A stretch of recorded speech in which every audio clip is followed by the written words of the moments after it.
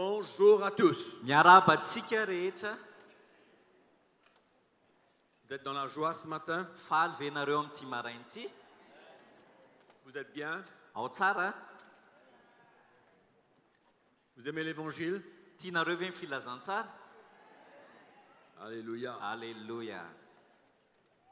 Vous savez, l'évangile, Hitanareo ny filazantsara? ça confronte, ça nous secoue, Dia tena manotsikotona antsika. mais nous ne pouvons pas nier la vérité Kanefa ny tsy azo hoditsika tsy hita ny famarinana. de la parole de Dieu. Ny famarinan'ny tenin'Andriamanitra. Amen. Amen. Et c'est bon d'entendre l'évangile, Mahafinaritra ny hoe maheno filazantsara. mais ce qui est mieux encore, c'est de répondre. Fa ny tsara kokoa dia ianao zany mankatoa azy. Et ne pas avoir peur Ary tsy tokony atahotra de se tenir pour l'évangile. hoe hijoro any amin'ny filazantsara. Il y aura des moments de persécution, d'opposition, Mandritra ny fotoana De ny secousse. fanenjehana na misy fanoherana na misy fanotsikitsonana, mais il nous faut passer par là fa mila dingantsika zany rehetra zany. et ne pas s'inquiéter. Dia tokony tsy hanahy isika. Il y a une chose Fa qui est misy importante, zavatra anankiray izay tena zava-dehibe, c'est de savoir que c'est Jésus qui bâtit son Église. hoe ny ahafantarantsika hoe Jesosy anie no manorina ny fiangonana. Et nous les hommes, nous sommes que des instruments. Fa isika olombelona dia fitaovana fotsiny ihany. Chacun d'entre nous, Tsika tsirairay avy de notre Église, ao anivon'ny nous fiangonantsika, sommes que des instruments. tsika dia fitaovana fotsiny ihany.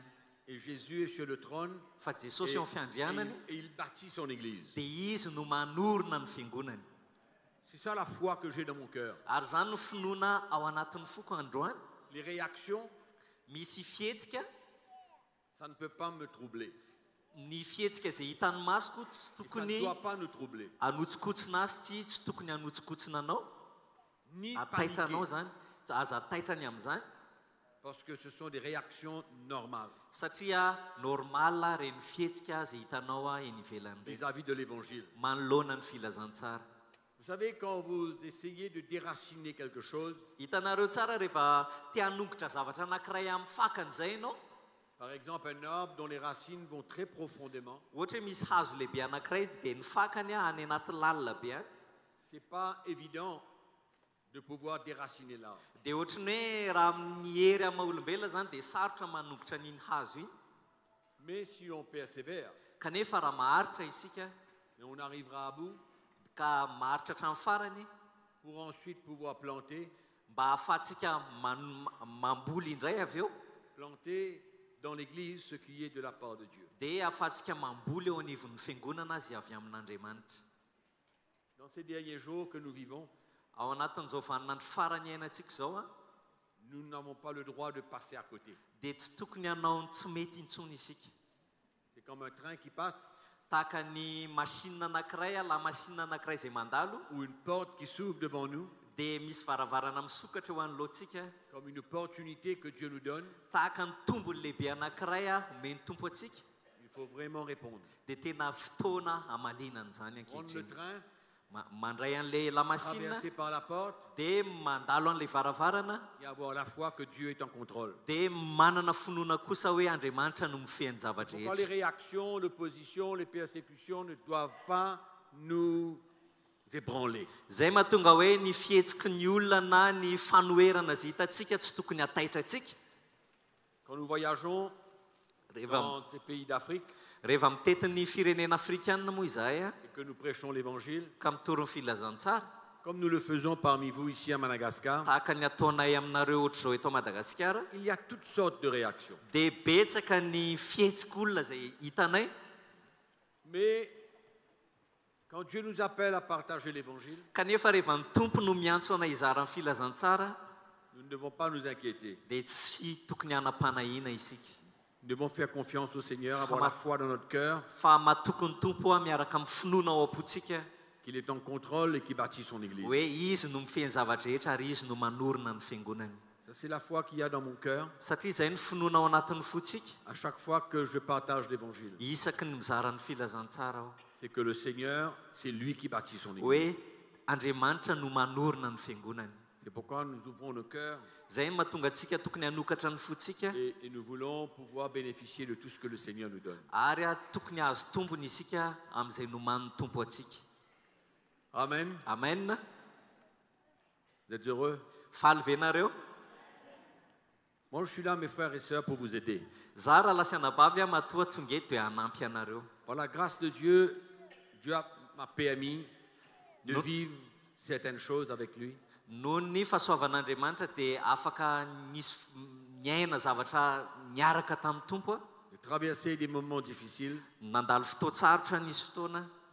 Mais si on persévère, on voit la main de Dieu. Kanefa ny raha tena maharitra hatramin'ny farantsika dia ho hitantsika tokoa ny tanan'Andriamanitra. C'est pourquoi si vous embrassez l'évangile aujourd'hui Zay mahatonga hoe raha tena mandray an'ilay filazantsara tokoa tsika ankehitriny et vous voulez vivre l'évangile ka tena te hiaina an'izany filazantsara zany pour votre propre vie, ho an'ny fiainanao manokana, pour l'Église, ho an'ny fiangonana, attendez-vous à toutes sortes de réactions. dia miandrasy ianareo fihetsika zay mety tsy hapozinareo. Vous savez, souvent quand on regarde des chrétiens Rehefa mijery ny kristianitsika matetika dia et qui ne voient pas clairement l'évangile, izay tsy mahatakatra tsara na tsy mahazo tsara ny filazantsara, il faut comprendre que où le Seigneur lui-même nous éclaire, dia mila takatsika hoe eo amin'izay hanazavan'ny tompo atsika, ou alors on demeure aveugle. raha tsy zany dia hitohy andeha amin'ny fahajambana foana isika. C'est pourquoi il faut faire confiance au Seigneur Zay mahatonga antsika tena mila matoky an'ny tompo et à l'œuvre de son esprit sy ny amin'ny asany fanahy masina pour éclairer mba hanazava tous ceux que Dieu lui-même appelle. zay antson'Andriamanitra. Amen. Amen. Et je prie que le Seigneur vous appelle, Ary mivavaka mihitsy mba hiantso antsika tokoa ny tompo puisque vous êtes là, satria nareo tonga eto à le représenter izay misolo tena azy et représenter l'évangile. sy solo tena ny filazantsara. Amen. Amen. Dans cette nation de Madagascar. Eto amin'ity firenena malagasy ity. C'est pourquoi il faut s'unir Zay mahatonga hoe mila miray isika et ne pas travailler seul. fa tsy tokony handeha maleo tena. S'unir avec tous ceux qui embrassent l'évangile et vivent l'évangile. Fa mila miray foa amin'ireo zay tena nandray ny filazantsara marina. Sachant que l'évangile sera toujours opposé. Satria fantatsika tsara fa raha vao miresaka filazantsara isika dia misy fanoherana foana mahakasika ny Avant de filazantsara. passer à un autre sujet, Alohan'ny hidirantsika amin'ny sujet hafa je voudrais lire un texte avec vous dans 2 Corinthiens, chapitre 6. dia hamaky aminareo Korintianina faharoa toko fahenina. Paul n'avait pas honte de vivre l'évangile. I Paul dia tsy menatra mihitsy ny aina ny filazantsara. Paul n'avait pas honte d'être ce qu'il était. Ary Paul tsy menatra koa ny amin'ny maizy azy. Il ne faisait pas un cas Ary izy tsy naka ohatrany hoe ka anankiray zany. de ce que les autres pensaient. Tsy nisaina zany izy ny zay eritreretin'ny hafa. Mais Paul savait qu'est-ce qu'il avait reçu dans son cœur. Fa Paul kosa tena nahazo antoka zay zavatra voarainy tao am-pony. Et là, nous allons voir dans le verset, au chapitre 6, dans le verset 8. Dia eo amin'ny toko fahenina andininy fahavalo no vakitsika. Vous vous souvenez, nous avons lu le verset 4, 5, 6 et 7. Tsaroanareo ngamba efa vakitsika ny andininy fa efatra, dimy sy ny enina sy ny fafito. Et là, nous allons lire à partir du verset 8. Dia eto indray vakitsika ny andininy fahavalo. Paul dit, au milieu de la gloire et de l'ignominie, au milieu de la mauvaise et de la bonne réputation. Hoy izy Paul hoe amin'ny voninahitra sy ny fahafaham-boninahitra, amin'ny laza ratsy sy ny laza soa. Au milieu de la bonne et de la mauvaise réputation. Hoy izy hoe amin'ny laza ratsy sy ny laza soa.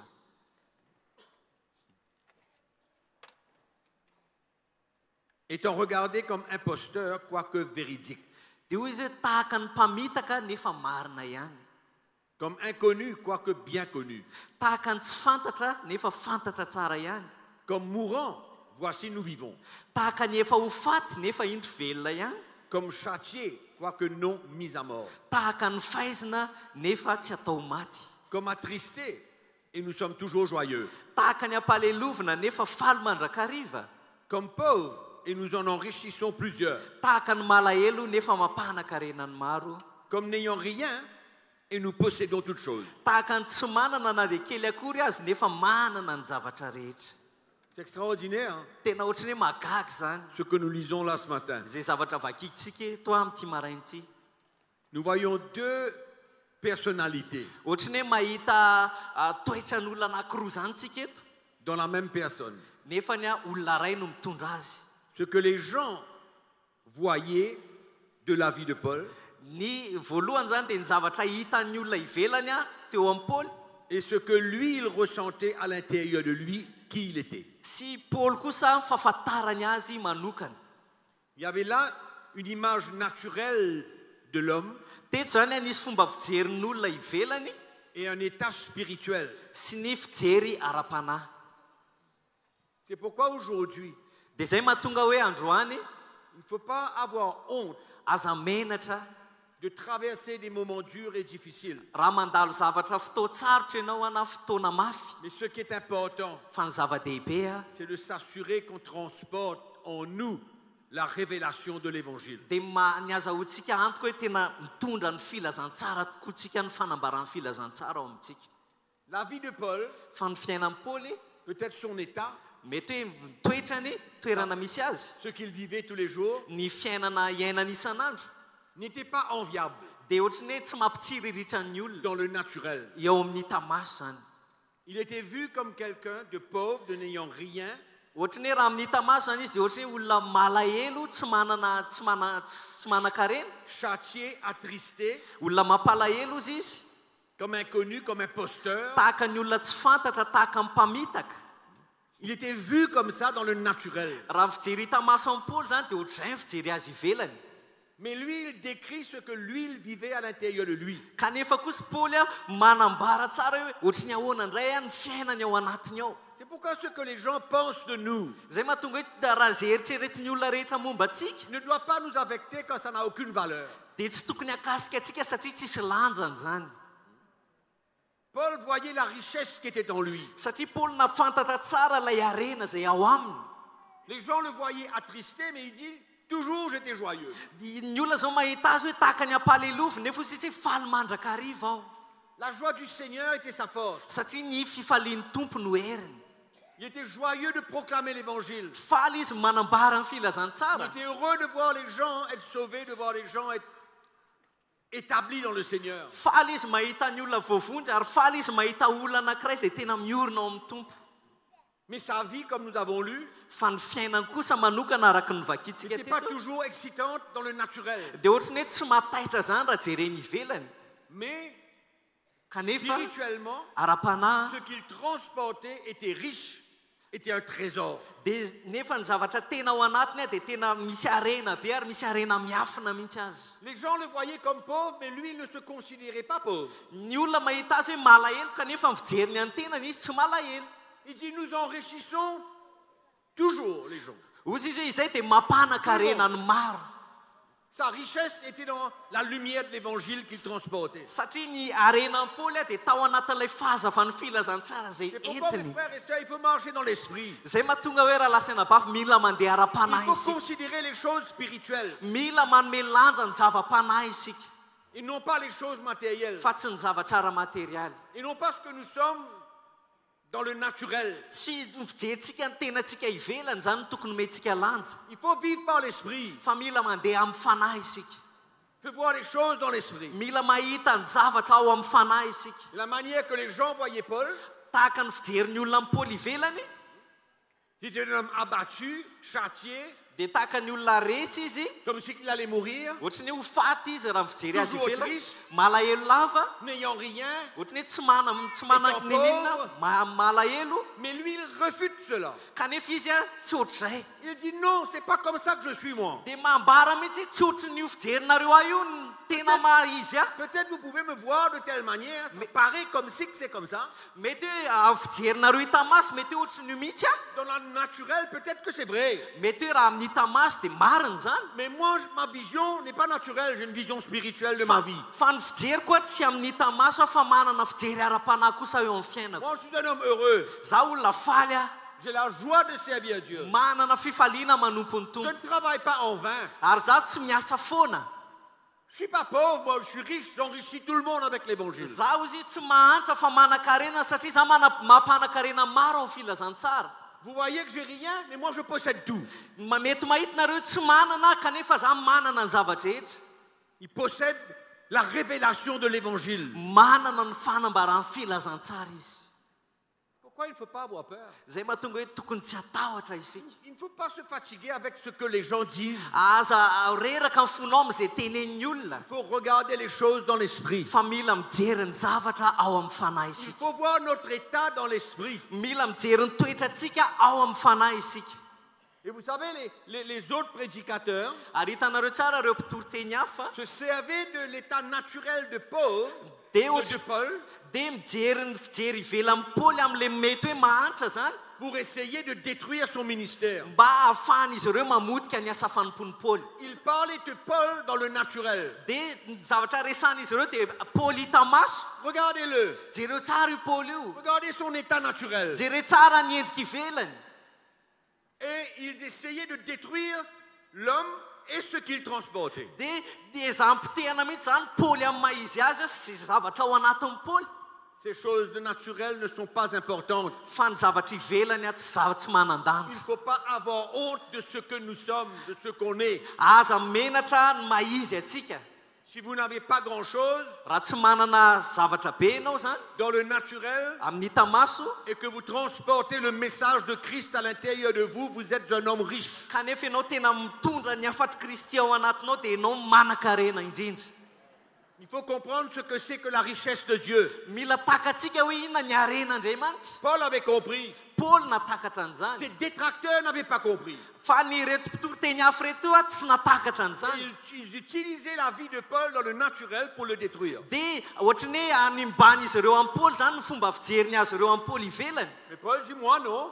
Dia Paoly ny teny za tsy maninona. Tu crois que je suis pauvre? Non, non, non, je suis riche, moi. Dia ianao mieritreritra hoe mahantra fa za manan-karena. Peut-être aujourd'hui, j'ai rien à manger, mais dans mon cœur, je transporte le trésor de Dieu. Mety hoe ankehitriny tsy mihinan-kanina fa nefa za atao anatin'ny foko ato za mitondra ny Et je aren'Andriamanitra. peux enrichir beaucoup. Ary afaka mampana-karena amin'ny maro aho.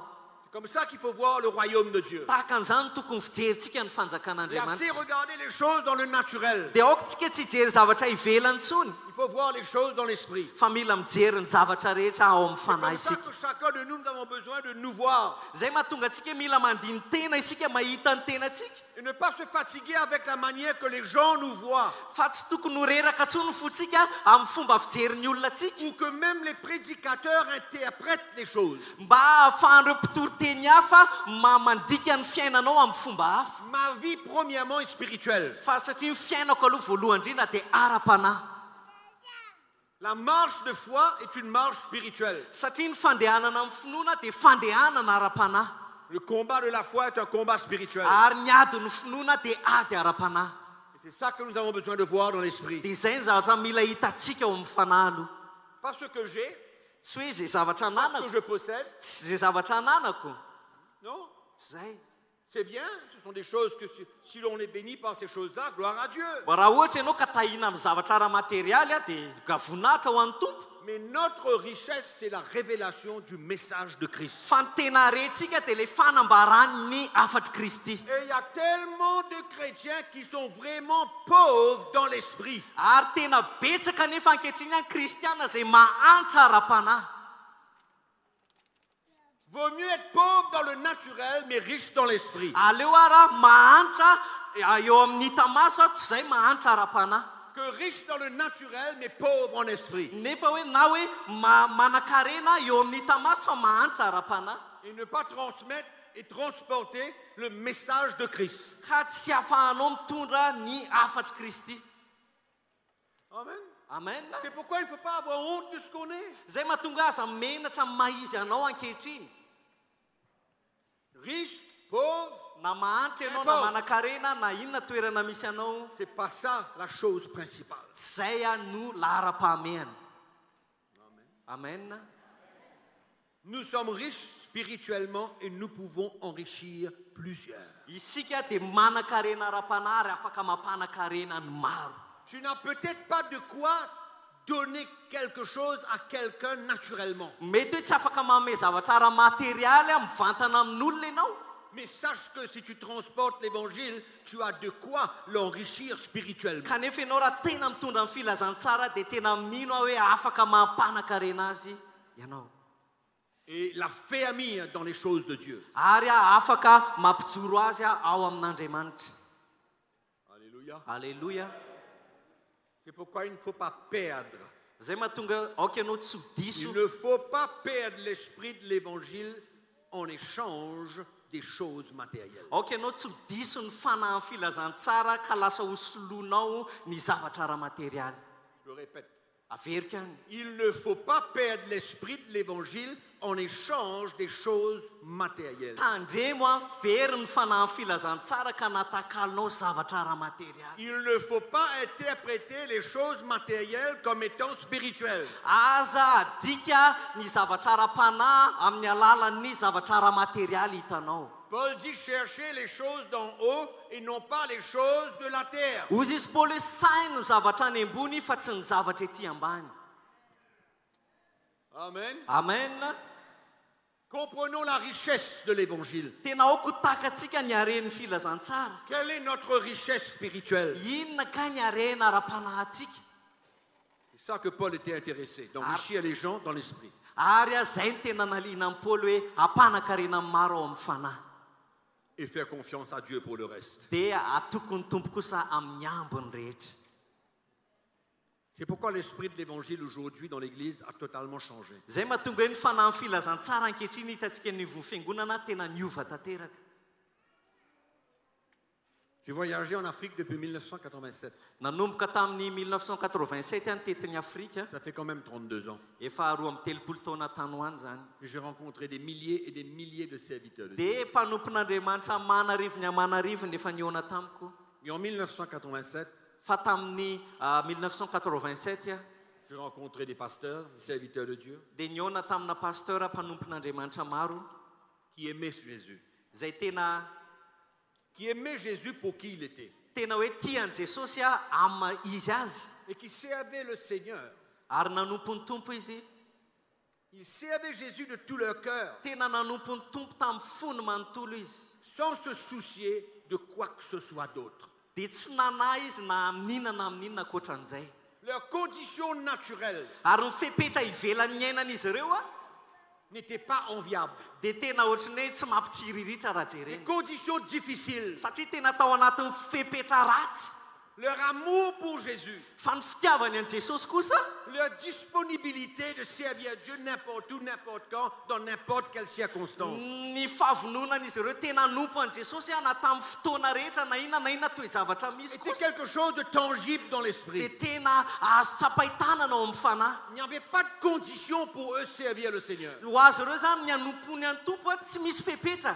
Ils étaient heureux de servir le Seigneur dans des conditions difficiles. Fa tena faly izy ireo nanompo ny tompo na dia tao anatin'ny toe zavatra mafy azy. Et laissez-moi vous dire, mes frères et sœurs, Dia zao no teneniko anao raha si vous connaissez un lasina petit peu l'histoire de l'Église, raha mahafantatra tsara ny tantaran'ny fiangonana ianao retournez dans les années 80-85, andaontsika hiverina any amin'ny taona 80-85 vous allez réaliser dans quel état l'Église était et quel mouvement de Dieu il y avait. dia mino aho fa takatrareo tsara ny fihetsehan'Andriamanitra tamin'izany fotoana zany sy ny Dans les années zava-nisy tamin'izany fotoana zany 75-80, tany amin'ny taona 75-80 les tany serviteurs de Dieu n'étaient pas inquiets dia ny mpanompon'Andriamanitra tsy mba nanà zany s'ils avaient ou ils n'avaient pas. nananana izy na tsy nanana S'ils avaient beaucoup, ils n'avaient pas grand-chose. nananam-bola izy na tsy nanana ininona izy Mais leur cœur avait été saisi par l'évangile. kanefa ny fony izy ireo tena azo ny Et filazantsara rien ne tamin'izany les arrêtait. ary tsy nisy nanakana azy ireo Ils marchaient, ils étaient à vélo. tena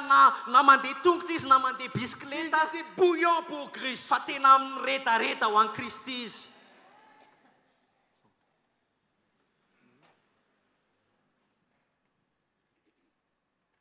Mais quand le message de grandes nations sont venus, Fa rehefa est venu, tonga kosa lay afatra avy any amin'ny firenena lehibe rehetra ça a détruit dia nanimba l'esprit de l'évangile. ny fanahy filazantsara.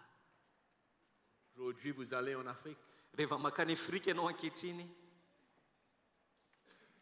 c'est plus pareil. dia tsy mitovy amin'ny tamin'izany vanim-potoana Quoique zany. maintenant les choses commencent à changer. Na dia efa manomboka miova tsy kelikely ary ny toejavatra ankehitriny. Mais j'ai vu Fa Jesosy un changement tena nahita aho fiovana dans l'attitude des hommes de Dieu. teo amin'ny fihetsika ireo mpanompon'Andriamanitra. Et pendant des années après, avec le message occidental, Dia avy eo amin'izay taona tady vitsivitsy tateo aoriana niaraka tamin'ireo afatra avy any andrefana, avec l'influence de ce message occidental, miaraka amin'ny azo-panahy zany tamin'ireo afatra avy any ivelany, les serviteurs de Dieu ont commencé à ne plus être satisfaits de leur état. dia nanomboka amin'izay tsy nanaiky ny toerana misy azy tsony ireo mpanompon'Andriamanitra. Ils sont tombés dans le piège. Dia latsaka tao anatin'ilay fandrika izy ireo. Et désormais, maintenant, ils recherchaient autre chose Dia que les choses de l'esprit. dia ankehitriny lasa zavatra hafa amin'izay ny katsahany noho ny zava-panahy. Et leur regard, malheureusement, était tourné vers les choses matérielles. Ary mampalahelo amin'ny fijerin'izy ireo ankehitriny dia lasa mijery ny zavatra ara-materialy. Et nous savons ce que ça a emmené dans l'église Ary d'aujourd'hui. dia fantatsika tsara ny fiatraikan'izany teo anivon'ny fiangonana ankehitriny.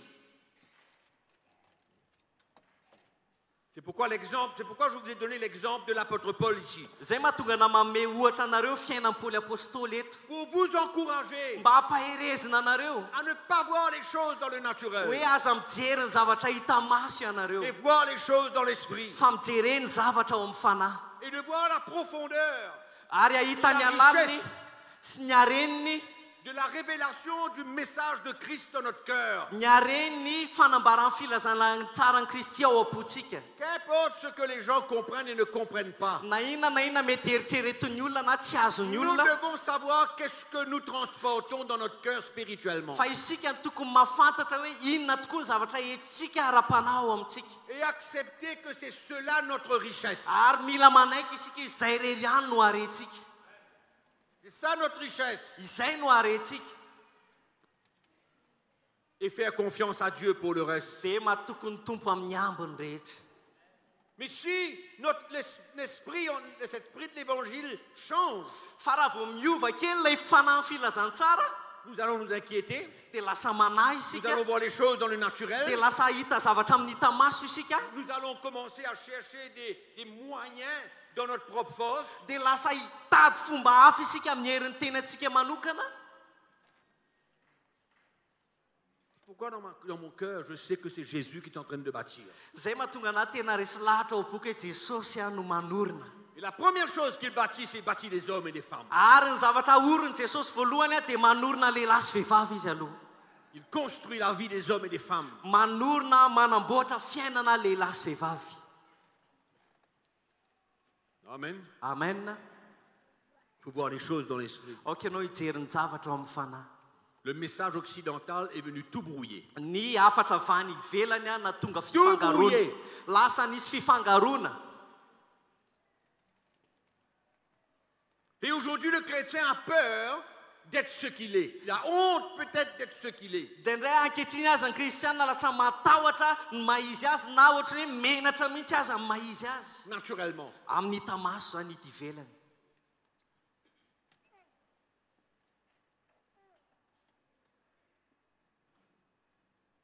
Tu me vois comme pauvre?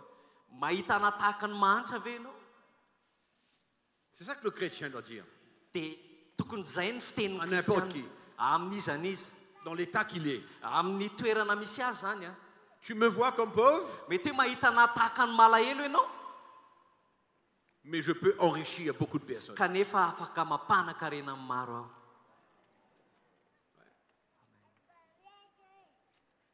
Donc il y a une image de Paul dans le naturel et il y a une image de Paul dans l'esprit. Zany hoe mahita endriky Paoly ivelany zany tsika sy mahita ihany koa ny endriky Paoly ao amin'ny fanahy. Paul n'était pas misérable. Satria Paoly tsy olona nahantra Paul velively. ne pleurait pas sur son sort. Ary Paoly tsy nitomany amin'ny tenany, Paul était heureux. fa Paoly tena olona faly. Tu me vois triste, mais je suis un homme heureux. Mety hoe ohatry ny ampalelovina ny ahitanao aho fa Ou zaho olona faly mandrakariva. alors tu crois que je suis triste par ma situation. Na ianao mety mieritreritra hoe malahelo fijerinao anahy satria misy toe-javatra andalovako. Non. Fa Mais moi, fa zaho kosa je suis toujours joyeux faly mandrakariva aho à cause de Christ, noho ny amin'ny Kristy, à cause de ce que j'ai noho ny amin'ilay ananako ato anatiko, à l'intérieur de moi. ao anatiko. Vous pouvez comparer la richesse de l'évangile avec la richesse naturelle? Nareo ve afaka ampitaha ny hareny filazantsara ny hareny eny ivelany? À quoi sert-il à un homme de gagner le monde entier s'il arrive à perdre son âme? Inona ny soa azon'ny olona raha azony azy zao tontolo zao nefa very ny fanahiny? Ça dépend quelle course qu'on court. Tena miankina miazakazaka iazakazahanao io. Est-ce que je cours une course naturelle ou je cours une course spirituelle? Za ve miazakazaka amin'ny zavatra hita maso a sa miazakazaka ara-panahy? Je ne sais pas dans quel état que Paul a fini la course, mais il l'a terminée en tout cas. Tsy haiko aloha ohatry ny ahoana na ohatry ny ahoana ny endriky Paul ivelany tamin'izy navita ny azakazahany fa ny zavatra azoko antoka aloha navita ny fiazakazahany Je Paul. ne sais pas exactement dans quel état naturel qu'il était. Tsy haiko hoe ohatry ny ahoana tamin'izy nyteny hoe navita ny fiazakazahany ny paoziny ivelany zany. Mais en tout cas, il dit, j'ai achevé la course, j'ai gardé la foi et la couronne. Fa ozy izy réservé. niazona ny finoana sy navita ny fiazakazahako ary ankehitriny tehirizina ho an'ny J'ai satro-boninahitra. achevé la course, j'ai gardé la foi. Navita ny fiazakazahako a niazona ny finoana aho. Alléluia. Halleluja. Et mes frères et sœurs, Rahalahy sy anabavy, le temps change. miova ny Le vanim-potoana. monde change. Izao tontolo zao miova. L'évangile ne change Fa ny pas. filazantsara tsy miova mandrakizay. L'homme change l'évangile. Ny olombelona no manova ny À sa filazantsara. manière, à sa façon. Amin'ny fomba fanaony, amin'ny fombany. Influencé par le système du monde. Azo mpanahy amin'ny fomban'izao tontolo zao. Le monde court sa course. Ary zao tontolo zao Nous, on miazakazaka doit amin'ny courir une fiazakazana. autre course. Fa isika tokony hiazakazaka amin'ny zavatra hafa. Notre course n'est pas la même. Satria tsy mitovy ny hazakazakitsika. Ah, loin de là. Tena lavitra azy. Lavitra an'izany azy. Loin de là. Lavitra an'izany azy. C'est une question de révélation. Io zany a resaka fanambarana. Je crois que c'était ce matin ou hier au soir, on parlait un petit peu comment il y avait des situations dans l'Église en général. Tsy haiko na maly atoandro a no nresantsika hoe ny toerana misy ny fiangonana amin'ny ankapobeny. Et moi, je comprends que tant que l'Esprit de Dieu ne nous révèle pas Fa za le message, ny zavatra takatra hoe raha vao tsy ny fanahin'Andriamanitra no manazavantsika ilay afatra l'homme ne peut rien faire. dia tsy afaka manao ininona ny olombelona. C'est pourquoi on a besoin de la lumière. Zay mahatonga antsika mila fahazavana. Quand la lumière vient, Rehefa tonga ny fahazavana on est une autre personne. dia lasa olona vaovao izy. On comprend les choses de Dieu. Tena matakatra ny zava-panahy isika On zavatra ne avy mélange pas avec amin'Andriamanitra. le monde. Ary tsy mifangaro amin'izao tontolo izao. C'est deux pôles opposés. Io zany ohatra hoe pôly anankiroa mifanohatra. Amen. Amen. Deux pôles opposés. Pôly anankiroa fa ohatry ny hoe mifanohatra. Comme le nord est loin du sud. Tahaka ny ohatry ny hoe ny avany avaratra sy atsimo. Ouais. Le monde et l'Église, c'est deux choses très éloignées. Ny fiangonana zao tontolo zao a dia zavatra anankiroa tena mifanohatra. Pourquoi il faut fermer les portes, Zay mahatonga hoe tokony hiditsika ny varavarana devenir des hommes spirituels fa tokony ho tonga olona ara-panahy isika. et discerner les vents qui viennent du monde, Dia tokony tsika anana an'ilay fahafantarana hoe rivotra avy any amin'izao tontolo zao afin de zany. ne pas influencer l'Église de Jésus-Christ. Mba tsy ahafahantsika indray a no kasika ny fon'ny fiangonan'i Jesosy Kristy. Amen. Amen. Comprenez ce que je dis? Azonareo ve izay lazaiko? C'est pourquoi n'ayez pas honte. Dikan'izay aza menatra. Ce n'est pas un problème. Fa tsy olana mihitsy a. Notre vie naturelle n'est pas un problème. Ny fiainantsika Pour Dieu. ivelany a tsy olana mihitsy C'est peut-être un amin'Andriamanitra. problème pour beaucoup qui réfléchissons, mais pour Dieu, ce n'est pas un problème. Mety ho an'ireo izay mieritreritra be a mety hoe olana ho azy ny fitoetra ny ivelany fa ho an'Andriamanitra tsy olana amin'Andriamanitra zany. Il y a un autre esprit qui a pénétré l'Église. Fa ankehitriny a misy fanahy hafa niditra tao anivon'ny fiangonana. Mais je Ny rends... fanahy no tokony bandinitsika fa tsy ny zavatra hita Et ne maso. pas laisser ces choses-là nous inquiéter. Ka tsy afanireny zavatra ireny a lasa ampanahy antsika.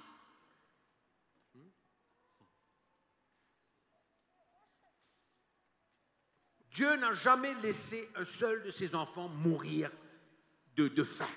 Andriamanitra tsy mbola namela mihitsy any zanany hoe ho faty ny anoanana. Dieu n'a jamais abandonné quiconque. Ary Andriamanitra tsy mbola nafoy an'iza n'iza. Dieu n'a jamais tourné son dos ary Andriamanitra tsy envers mbola quiconque. nitody damosina na tamin'iza na tamin'iza Dieu est grand, fa lehibe il est izy bon, ary tsara izy il nous aime, tia antsika izy il a tracé un chemin pour nous. ary izy nanorotra lalana ho Et antsika nous avons besoin de suivre ce chemin. fa tsika mila manaraka ny lalany Amen. amen Donc soyez heureux dia dikan'izay mifalia dans ianao la joie aoka ianao anatin'ny fifaliana de ce que vous transportez, ny amin'ny zavatra izay anananao car c'est ça votre richesse. satria izay no arenao Amen. amen Ok. Je dois passer à un autre petit sujet ce matin, mais j'ai tenu à vous parler de ça parce que c'est important.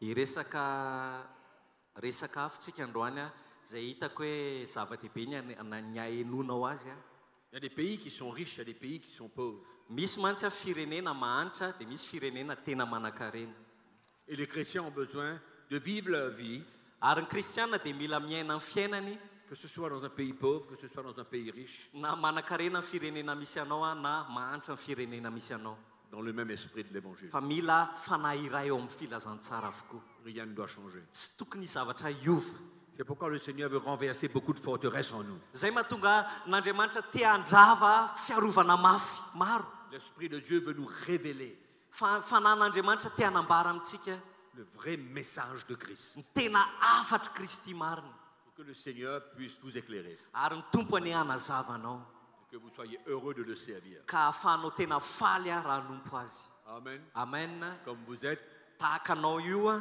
et ouvrir votre cœur tena hoe hanokatra ny fonao et que le Seigneur déverse sur vous la bénédiction que lui il veut. ary andriamanitra handrotsaka ny fitahiny azy tiany harotsaka aminao Grâce soit rendue à Dieu. voninahitra teo an'andriamanitra Il y a une chose qui me perturbe beaucoup misy zavatra ohatrany hoe manelingelina anahy et qui m'attriste sy mampalahelo ahy dans l'Église en général, dans le monde entier. eo anivon'ny fiangonana amin'ny akapobeany a eran'izao tontolo izao C'est les restrictions,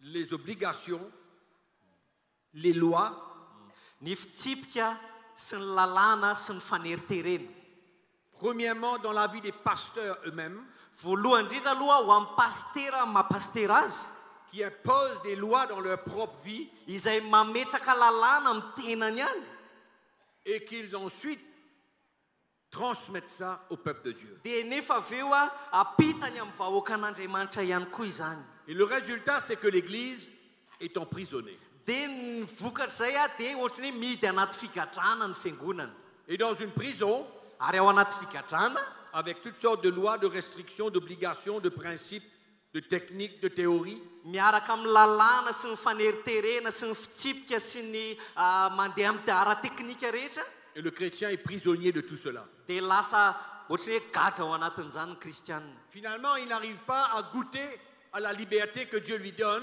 dia lasa tsy afaka manandrana ilay kristiana ilay fahafana azy omeny mais tompo azy mais il est esclave de la loi. fa lasa andevony lalàna Il izy est esclave de la loi qu'on place sur lui, tena hoe andevony lalàna izy zay napetraka teo aminy sans réaliser que cette loi est en train de l'écraser. tsy tsapany akory nefa manomboka manindry azy manitsakitsaka azy le lalàna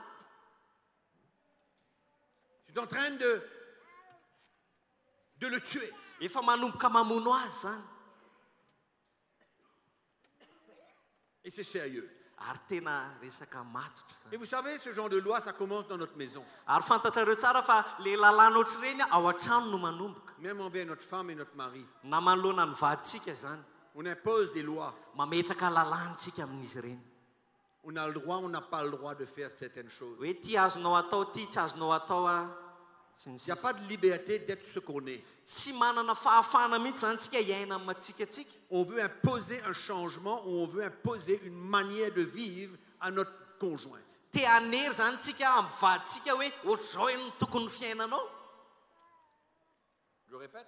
averika On veut imposer une manière de vivre à notre conjoint. te hanery tery zany tsika ny fomba fiainany vaditsika Et souvent, les hommes veulent imposer leur propre autorité ary ndraindray en zany imposant des restrictions et des lois dans la vie de leur femme. ary ndraindray zany lehilahy te hametraka fitsipika na fandrarana ho an'ny vadiny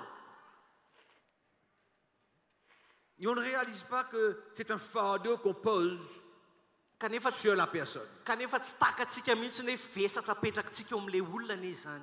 C'est pourquoi il faut comprendre l'esprit de la loi. Zay tokony atakaratsika hoe inona ny antsoina hoe fanahy ny lalàna. Il faut savoir pourquoi Dieu Mila fantatsika hoe naninona Andriamanitra a donné des lois dans l'Ancien Testament. hoe inona ny antony nanomezan'Andriamanitra ny lalàna tany amin'ny testamenta Et taloha. si on comprend pourquoi Dieu a établi des lois dans l'Ancien Testament, Ary raha takatsika tsara hoe naninona Andriamanitra nametraka lalàna tany amin'ny testamenta taloha pour son peuple Israël, ho an'ny vahoakany dia ny Israely zany. je dis bien pour Israël, son peuple, Averiko ihany ho an'ny Israely sy ny vahoakany. alors nos yeux peuvent s'ouvrir un peu Dia mety hoe sokatra kely ho masontsika raha takatsika zany. et comprendre que nous ne sommes pas appelés à vivre sous le régime et sous l'esprit de la loi. Dia atakaratsika hoe tsika tsy nantsona intsona hiaina ao ambany lalàna sy ny fitondra ny lalàna. Nous qui ne sommes pas de ceux de l'ancienne alliance, mais de la nouvelle alliance. Isika zay efa tsy any amin'ny fanekena taloha intsony fa efa aty amin'ny fanekena Il y vaovao. a une très mauvaise compréhension dans l'Église aujourd'hui Satria ankehitriny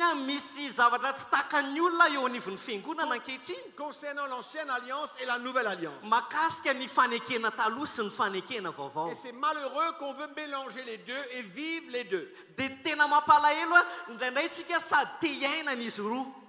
Parce que les deux sont dans la Bible, Satria izy roa samy ao anaty baiboly. nous croyons que nous avons besoin de vivre les deux testaments. Indraindray isika sady te hiaina n'ilay testameta anankiroa miaraka zany. Il y a un testament qui était pour un peuple Misy testameta anankiray natokana ho an'ny vahoaka anankiray et pour un temps, ary tao anatin'ny fotoana voafetra. mais il y a un autre testament Fa misy testameta ray kosa qui a été établi par la suite au travers de la mort et de la résurrection de Christ, izay napetraka taty afara tamin'ny alalan'ny fahafatesana sy ny fitsanganan'i Kristy,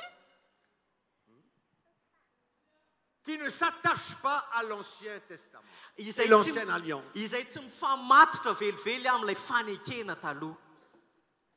L'Ancien a duré jusque la mort de Christ et sa résurrection. Ilay taloha dia ny fetrany hatreo amin'ny nahafatesan'i Jesosy Kristy. Et la nouvelle a commencé au même moment. Ary ny anankiray kosa dia nanomboka teo amin'ny nahafatesan'i Jesosy Donc il y a Kristy. eu un enlèvement d'une alliance pour remplacer par une nouvelle et meilleure. Zany hoe nisy anankiray zany nesorina mba hitoeran'ilay tsara lavitra.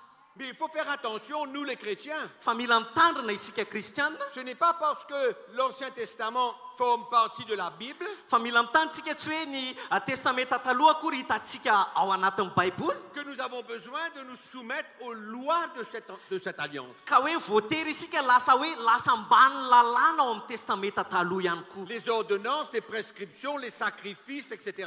Ny lalàna sy ny fitsipika sy ny fandrarana sy ny sisa. Je dis bien, c'était pour un peuple et pour un temps. Ary averiko any ho an'ny natokana ho an'ny vahoaka anankiray zany tao anatin'ny fotoana voafetra. Parce que quand Christ est venu, il est venu pour le salut des païens et le salut des juifs. Satria Jesosy rehefa tonga dia tonga ho amin'ny famonjena ny jentilisa sy ny jiosy miaraka. Et c'est le début de la nouvelle alliance qui ouvre la porte pour le salut de tous les hommes. Ary ny fanombohan'ny fanekena vaovao no nanombohany ihany koa ny famonjena ny olona rehetra. C'est pourquoi nous avons besoin de faire bien attention Dia mila mitandrina tsara isika de ne pas chercher les méthodes dans l'Ancien Testament Ka pour hoe ta- essayer de vivre dans le Nouveau Testament. ka hoe hitady ny fombafomba izay natao tany amin'ny testameta taloha tsika ka hampiaritsika na hiainantsika amin'ity amin'ny fanekena vaovao. Il y avait bien une raison pourquoi Dieu a établi une loi envers le peuple d'Israël. Satria nisy antony lehibe hoe naninona Andriamanitra nametraka lalàna teo amin'ny vahoakan'Israely. Parce que le peuple d'Israël vivait dans le péché, dans la rébellion et ne savait pas. Satria ny vahoakan'Israely dia niaina tao anatin'ny fanoherana an'Andriamanitra sy ny fahotana nefa tsy fantany zany. Ils ne savaient pas que quand ils vivaient comme ça, Tsy fantany hoe miaina tahaka an'izany izy. ils vivaient dans le péché.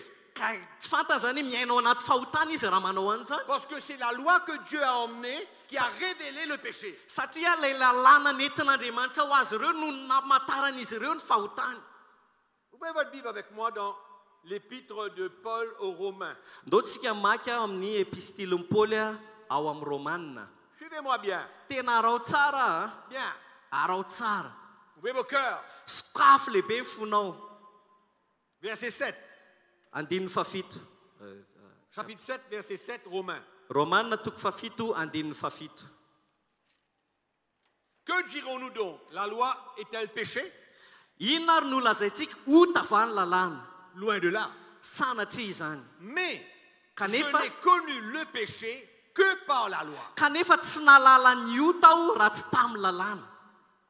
Car je n'aurais pas connu la convoitise si la loi n'avait pas dit tu ne convoiteras point. Satria tsy fantatra akory ny fitsiriritana raha tsy ny lalàna no nanao hoe aza mitsiriritra. Donc quand la loi n'existait pas, Dikan'izay zany tamin'ny lalàna mbola tsy nisy, je convoitais quelque chose, dia ohatra hoe mitsiriritra zavatra, mais je ne savais pas que c'était mauvais. kanefa tsy fantatra zany tamin'izany vaninandro zany hoe Quand ratsy la ane loi est zany. venue, Fa rehefa tonga amin'izay ny la lalàna, loi dit tu ne convoiteras pas. dia ozy izy ny lana aza mitsiriritra. C'est alors que j'ai compris Dia teo amin'izay fantatra hoe que si je convoitais, hoe raha mitsiriritra zany, c'est pas bon. dia tsy mety zany, ratsy. C'est clair? Mazava ve? On va voir la preuve dans Galates chapitre 3. Andao porofontsika zany amin'ny Galatiana toko fahatelo.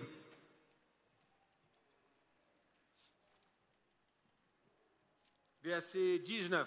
Andininy fahasivy ambin'ny folo. Galates chapitre 3, verset 19. Pourquoi donc la loi? Dia ozy izy amin'ny andininy fahasivy ambin'ny folo, inona ary ny lalàna? Elle a été donnée Ma- ensuite à cause des transgressions. Ozy izy hoe nanampy noho ny fahadisoana izy. Quel est le mot qui suit dans votre Bible? Inona ny zavatra hitanao zavatra vakianao manaraka ao amin'ny baibolinao? Juste après le mot transgression. Qu'est-ce qu'il y a dans Rehefa votre vita Bible? zany le hoe noho ny fahadisoana izy, dia inona amin'izay voasoratra ao?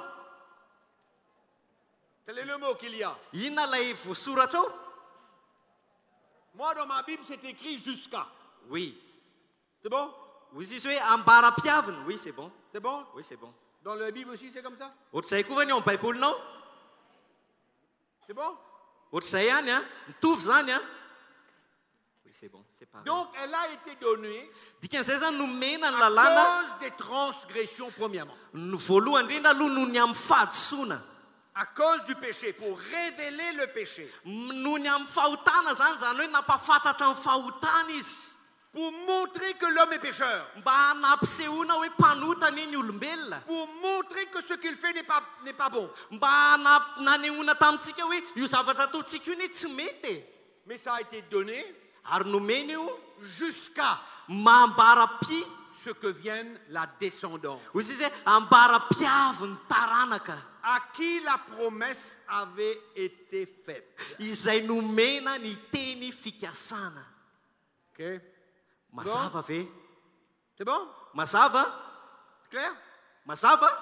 Donc finalement, elle a été donnée pour un temps jusqu'à qu'un autre temps arrive. Zany hoe ilay lalàna zany dia nomena tao anatin'ny fotoana voafetra aloha mandra-pahatonga an'ilay taranaka ho avy.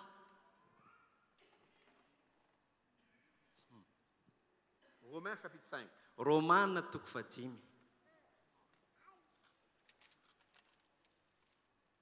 Verset 12. Andininy faharoambin'ny folo. Verset 12. Andininy faharoambin'ny folo. C'est pourquoi, comme par un homme, le péché est entré dans le monde, et par le péché, la mort, et qu'ainsi, la mort s'est étendue sur tous les hommes, parce que tous ont péché. Koa izany dia tahaka nidiran'ny ota avy tamin'ny olona iray ho amin'izao tontolo izao, ary ny ota no nidiran'ny fahafatesany ka nahatratra ny olona rehetra ny fahafatesana satria efa nanota izy rehetra. Car jusqu'à la loi, le péché était dans le monde. Fa hatrany amin'ny alohan'ny lalàna aza dia nisy ota teo amin'izao tontolo izao. Or, Nefa le péché n'était pas imputé quand il n'y a point de loi. nefa tsy saina ny ota raha tsy misy lalàna. Quand il n'y a pas de loi, le péché n'est pas condamnable. Rehefa tsisy ozy izy ny lalàna dia tsy azo isaina ota ny fahotana. Et quand la loi fut venue, Fa rehefa tonga ny lalàna c'est alors que le péché devient condamnable. dia teo amin'izay lasa hoelohana zay manota. C'est clair? Mazava ve? C'est bon ou non? Mazava ve? On suit? Arakatsika tsara? Ouvrez vos cœurs, hein? Sokafo tsara ny fonao, hein? Ne laissez pas vos forteresses Et toutes ces choses-là vous empêchaient de recevoir la lumière de l'évangile. tena esory mihitsy zay mety fiarovana mafy ao anatinao ka tsy ahafahanao matakatra ny fahazavana filazantsara. On retourne à Galates. dia iverintsika ao amin'ny galatianina. Toujours, on va aller au chapitre 3, toujours, dia toko fahatelo ihany novakitsika, verset 23. andininy fahatelo amby roapolo. Avant que la loi vienne, fa fomba mbola tsy tonga ny finoana, ici c'est la foi, pardon, avant que la foi vienne, mes excuses, fa fony mbola tsy tonga ny finoana nous étions enfermés sous la garde de la loi. dia voaambina tao ambany lalàna isika ka voahidy. Paul parle en tant que juif. teo zany paoly miresaka amin'ny majiosy azy a. Il dit, nous étions enfermés sous la garde de la loi, io izy izy tao ambany lalàna isika ka voahidy en vue de la foi qui devait être révélée. ho amin'ny finoana izay efa seho atao aoriana. Ainsi, la loi a été comme un précepteur pour nous conduire à Christ, dia ozy izy hoe koa ny lalàna dia mpitaizantsika ho any amin'ny Kristy afin que nous soyons justifiés par la foi. mba ho amarinina noho ny amin'ny finoana isika. Écoutez le verset 25. dia eno tsara ny andiny fadimy amby roapolo. La foi étant venue, fa rehefa tonga ny finoana nous ne sommes plus sous ce précepteur. dia tsy fehezin'izay mpitaiza izay intsony isika. La foi étant venue, rehefa tonga ny finoana nous ne sommes plus sous ce précepteur. dia tsy ao ambanin'izay mpitaiza izay intsony isika. La foi étant venue, rehefa tonga ny finoana nous ne sommes plus sous la loi. dia tsy ao ambanin'ny finoana intsony isika, tsy ao ambany lalàna intsony isika.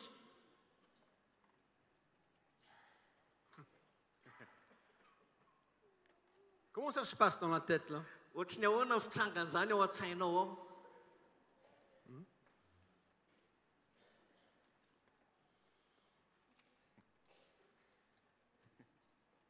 Quand la foi fut venue, rehefa tonga ny finoana nous ne sommes plus sous ce précepteur. dia tsy ao ambanin'izay mpitaiza izay intsony isika. Romains chapitre 7. romanina toko fafito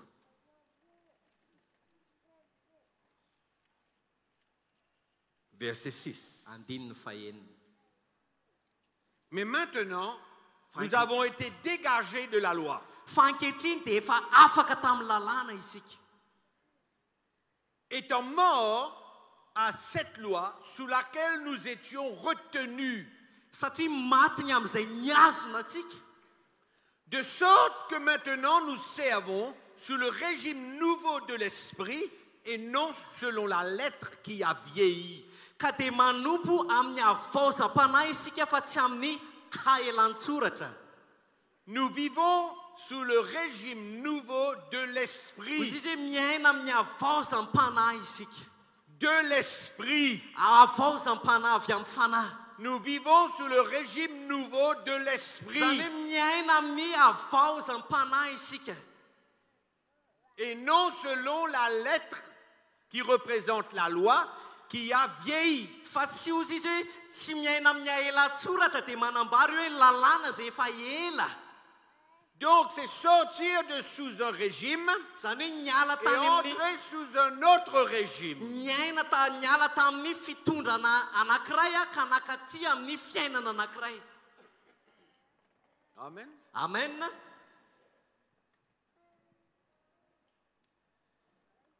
Romains chapitre 8. romanina toko favalo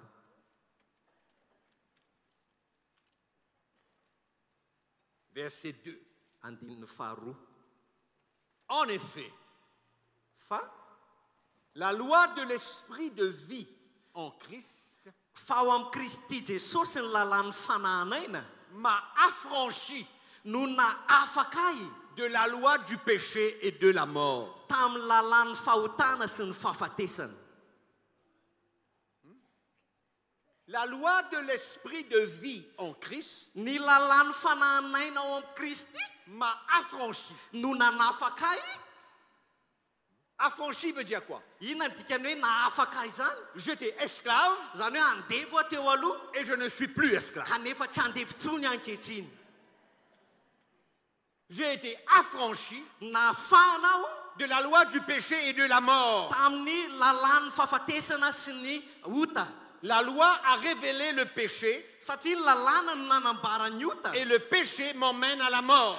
dia ny fahotana no mitondra ao any amin'ny fahafatesana Le péché est condamnable satria ny fahotana raha vao manoty ianao depuis dia que la loi voelona est rentrée en vigueur.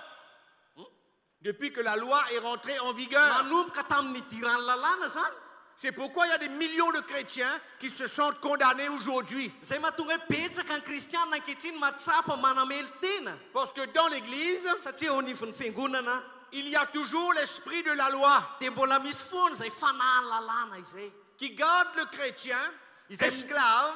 izay miazona ny kristianina ho andeha Et quand foana il tombe, rehefa quand il menjery izy tombe, ohatra quand il fait quelque chose de mal, rehefa manao ny tsy mety il izy se sent condamnable. dia manamely tena izy Finalement, il n'a pas encore été affranchi dia raha jerena zany dia hoe mbola tsy afaka izy de l'esclavage de la loi. tsy afaka tamin'ny fanandevozana ny lalàna Il est resté sous ce régime. fa mbola nijanona tao anatin'izay Et il n'est fanahy pas lalàna encore izay rentré sous le régime de la foi et de la grâce. ka tsy afaka mihitsy izy ao amin'ny fitondran'ny fanamasina sy ny fahasoavana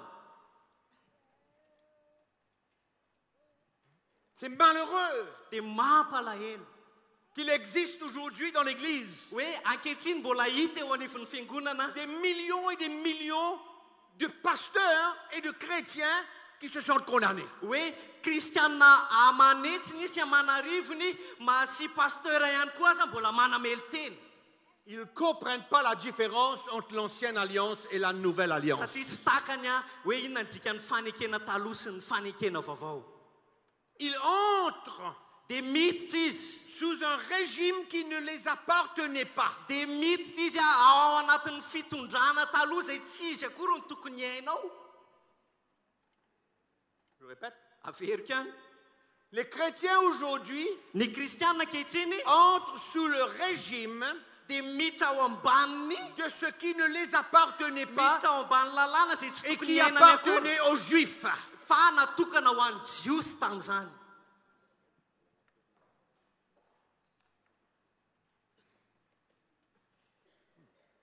Ce qui nous appartient, nous, fa ny zavatra tokony lovantsika atsika païens convertis, itsika zay jentilisa ny ova fo c'est la promesse que Dieu a faite à Abraham. dia ilay afampanantenana zay nytenen'ny tompo any abrahama La justification par la foi. ozy izy ilay fahamarinana amin'ny finoana C'est ça qui nous appartient. izay ny tokony ho atsika Rien d'autre. tsy misy akoatran'izay Dieu n'a pas parlé aux nations quand il a donné les lois lévitiques et la loi des 10 commandements. andriamanitra ny tsy niresaka tamin'ny firenena maro a tamin'izy namehany lalàna tao amin'ny levitiko sy ny Allez lire la difolo parole de Dieu, vous allez voir que Dieu parla à Israël. fa vakio tsara ny baibolinareo fa tamin'ny israely ny resahan'andriamanitra C'est pourquoi les chrétiens aujourd'hui se retrouvent sous un régime qui ne les appartiennent pas. fa zay mahatonga ny kristianina ankehitriny miaina ao ambany lalàna zay tsy tokony izy akory no hiainan'izany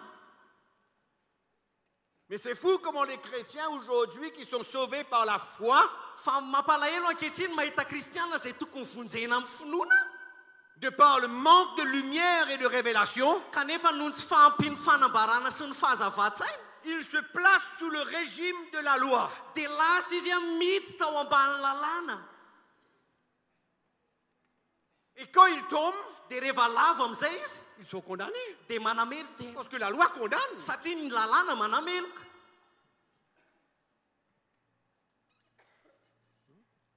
Vous savez ce que c'est que la justice de la loi? nareo ve mahafantatra hoe ino zany fitsarany lalàna zany na fahamarinany lalàna Que les Juifs ont voulu. zay tadiavony jiosy izy io Ils ont voulu la justice par les œuvres de la loi. tena nitady fahamarinana zany jiosy amin'ny alalan'ny fanamarinana azy amin'ny alalan'ny lalàna Et la Bible parle dans Romains chapitre 10, il parle de la description de la justice de la loi. dia ny baiboly milaza mihitsy a mahakasika ny fahamaritana ny amin'ny lalàna La justice de la loi, satria ny fahamarinany lalàna c'est que tu connaîtras la loi, mais tu vivras par elle. fa tsy hoe fantatao fotsiny ny lalàna fa mila iainanao ny En lalàna d'autres mots, tu obéiras à tout ce que ça te dit. hoe dikan'izay zany dia hoe tokony hankatoavinao zay lazainy Et rehetra quand tu ne le fais pas, tu es condamné. fa rehefa tsy ataonao zay dia voahelika ianao Ça, c'est la justice de la loi. zay ny antsoina hoe fahamarinany lalàna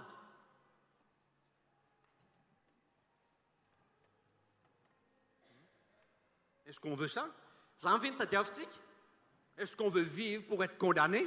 tia iaina ve nareo dia matsapa fanamelohana Est-ce que notre péché nous condamne ou est-ce que nos péchés nous emmènent à la repentance? ny tadiavintsika ve ny fahotantsika hanameloka atsika sa ilay fahotantsika no hitondra atsika ho an'ny fipepahana inona ny tiatsika C'est pourquoi la loi de l'esprit de vie en Jésus-Christ m'a affranchi de la loi du péché et de la mort. zay mahatonga hoe lalàny fanahanaina ao amin'ny jesosy kristy ozy izy a no nanafaka tamin'ny fanahany ota sy ny fahafatesana Et le verset numéro 1, je viens de dire le verset numéro 2, mais le verset numéro 1 dit, fa ny andiny voalohany dia milaza il n'y a donc plus de condamnation pour ceux qui sont en Jésus-Christ. ozy hoe tsy misy fanamelohana intsono amin'izay ao amin'ny kristy jesosy Et c'est pourquoi Jésus a levé la loi zay mahatonga jesosy nanala ny lalàna en le clouant à la croix. zay ny fantsiany niaraka tamin'ny teo amin'ny hazo fijaliana Colossiens chapitre 1 verset 14, tena ao amin'ny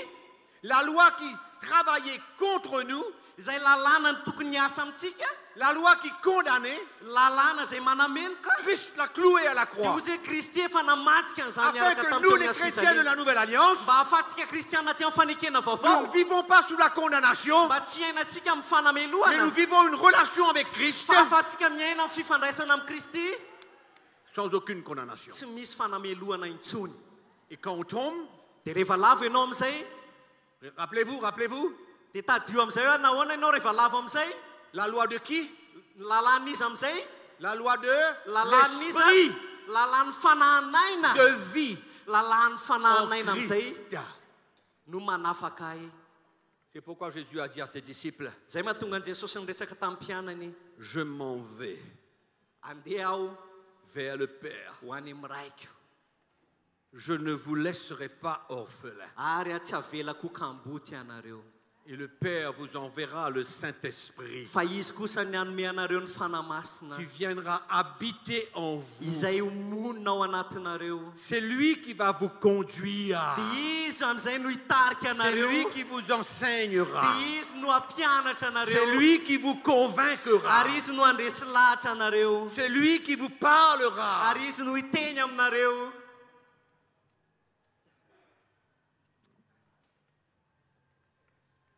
Quel cadeau. tena fanomezana lehibe tsy isotra zany Quel cadeau. tena fanomezana lehibe tsy isotra zany Le Saint-Esprit, ny fanahy masina le consolateur, ilay mpampahery celui qui nous enseigne les voies de Christ, izy no hampianatra antsika ny lalan'i kristy celui qui me parle quand ma chair me demande de faire ce qu'il ne faut pas. izy no miteny ao anatiko rehefa mitaky amiko ny nofo hanao zavatra tsy araka ny sitrapon'andriamanitra Ce n'est plus la loi qui me dit tu ne dois pas. tsy ny lalàna intsony zany no mandrara hoe aza manao a C'est le Saint-Esprit qui me témoigne. fa ny fanamasina no mijoro vavolombelona Vous avez compris la différence? hitanareo tsara mahasamy hafa azy a C'est plus la loi qui me dirige. tsy ny lalàna intsony no mitarika ah a Le Saint-Esprit. fa ny fanamasina Combien d'entre vous, quand vous firy faites quelque amintsika chose de mal, vous sentez quelque chose en l'intérieur de vous? rehefa manao tsy mety firy amintsika ny mahatsapa zavatra tsy mahazo aina ao anatsika firy amintsika Pas tout le monde? tsy ny rehetrarehetra ve Quand vous faites quelque chose de mal, rehefa manao tsy mety ianao ohatrany Dieu vous rappelle sa loi, dia lalàn'andriamanitra ve ny ampatsivin'andriamanitra anao ou bien le Saint-Esprit veut t'arrêter, veut te dire, hé, mon fils, sa fanamasina no tiana tsatra anao dia miteny ry zanako c'est pas bon ça. tsy tsara io Fais mourir les désirs de ta chair maintenant. fa tena ombony ny filany nofinao Prends ta croix là, c'est le moment là. raiso ny hazo fijalianao fa fotoanany zao La loi ne peut rien faire pour moi, mais le Saint-Esprit, avec la grâce de Dieu, peut me délivrer de cette chose-là. lalàna tsy afaka no ininina amiko eo amin'iny fotoana iny fa ny fanamasina no afaka hitarika ana afaka ao anatin'izany C'est pourquoi la nouvelle alliance est un changement de loi.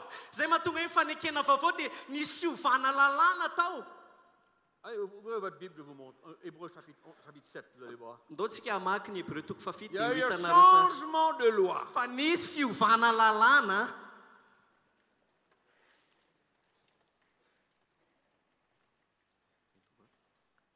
Hébreux chapitre 7, verset 11.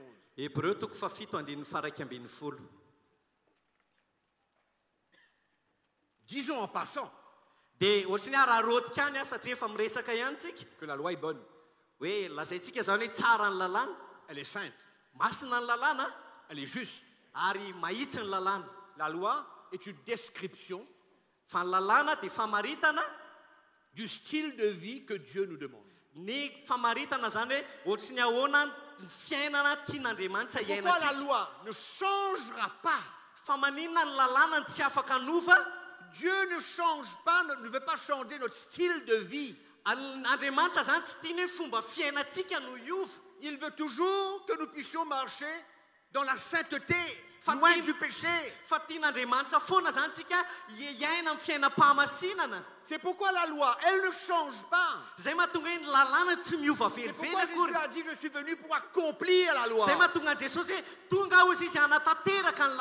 Et Jésus a marché une vie sainte. Mais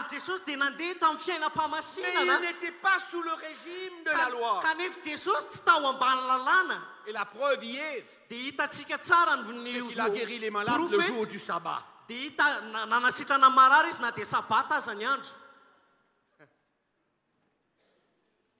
Il a guéri les malades le jour du sabbat, n'est-ce pas?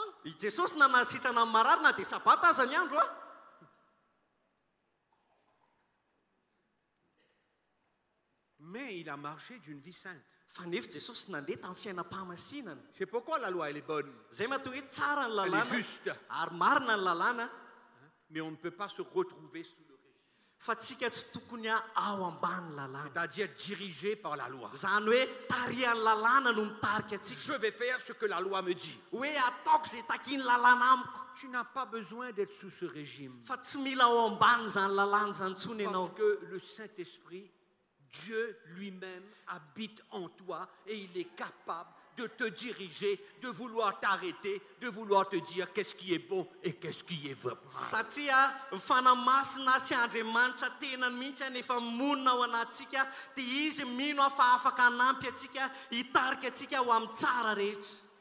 Si le Saint-Esprit ne te parle pas, ça devient grave.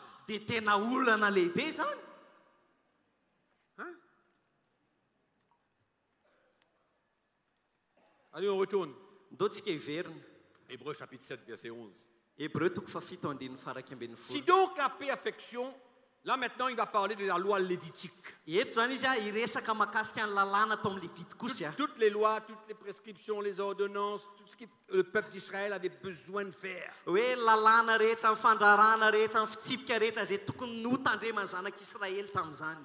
Afin de préserver cette alliance avec Dieu, parce qu'il ne pouvait pas faire ce que la loi des 10 commandements demandait.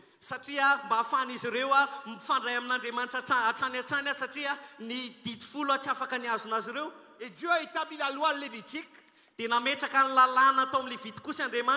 parce que ça les permettait de faire plus ou moins, ou presque, tout ce que la loi leur demandait. La loi lévitique. Les sacrifices. Les sacrifices.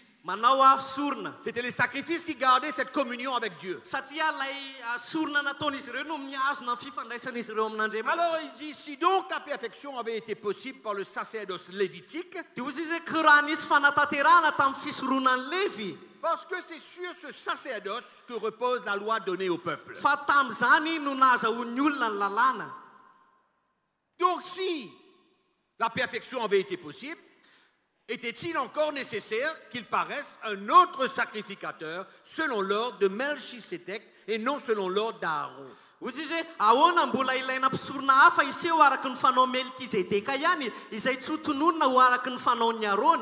Voilà le verset 12. C'est ça qui est important maintenant pour nous comprendre. Le verset 12. Car le sacerdoce étant changé, nous avons aujourd'hui un nouveau sacrificateur, Jésus.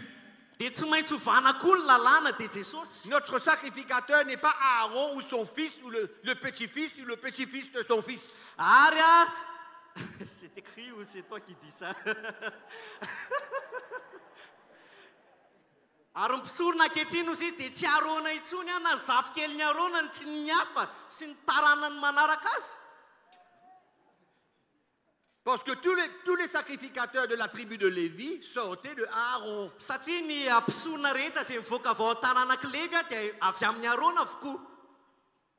Et il dit, Dia hoy izy hoe car le sacerdoce étant changé, fa raha hovana ny fisoronana il y a aussi nécessairement un changement de loi. dia tsy maintsy hovana koa ny lalàna. Romains chapitre 8, verset 2.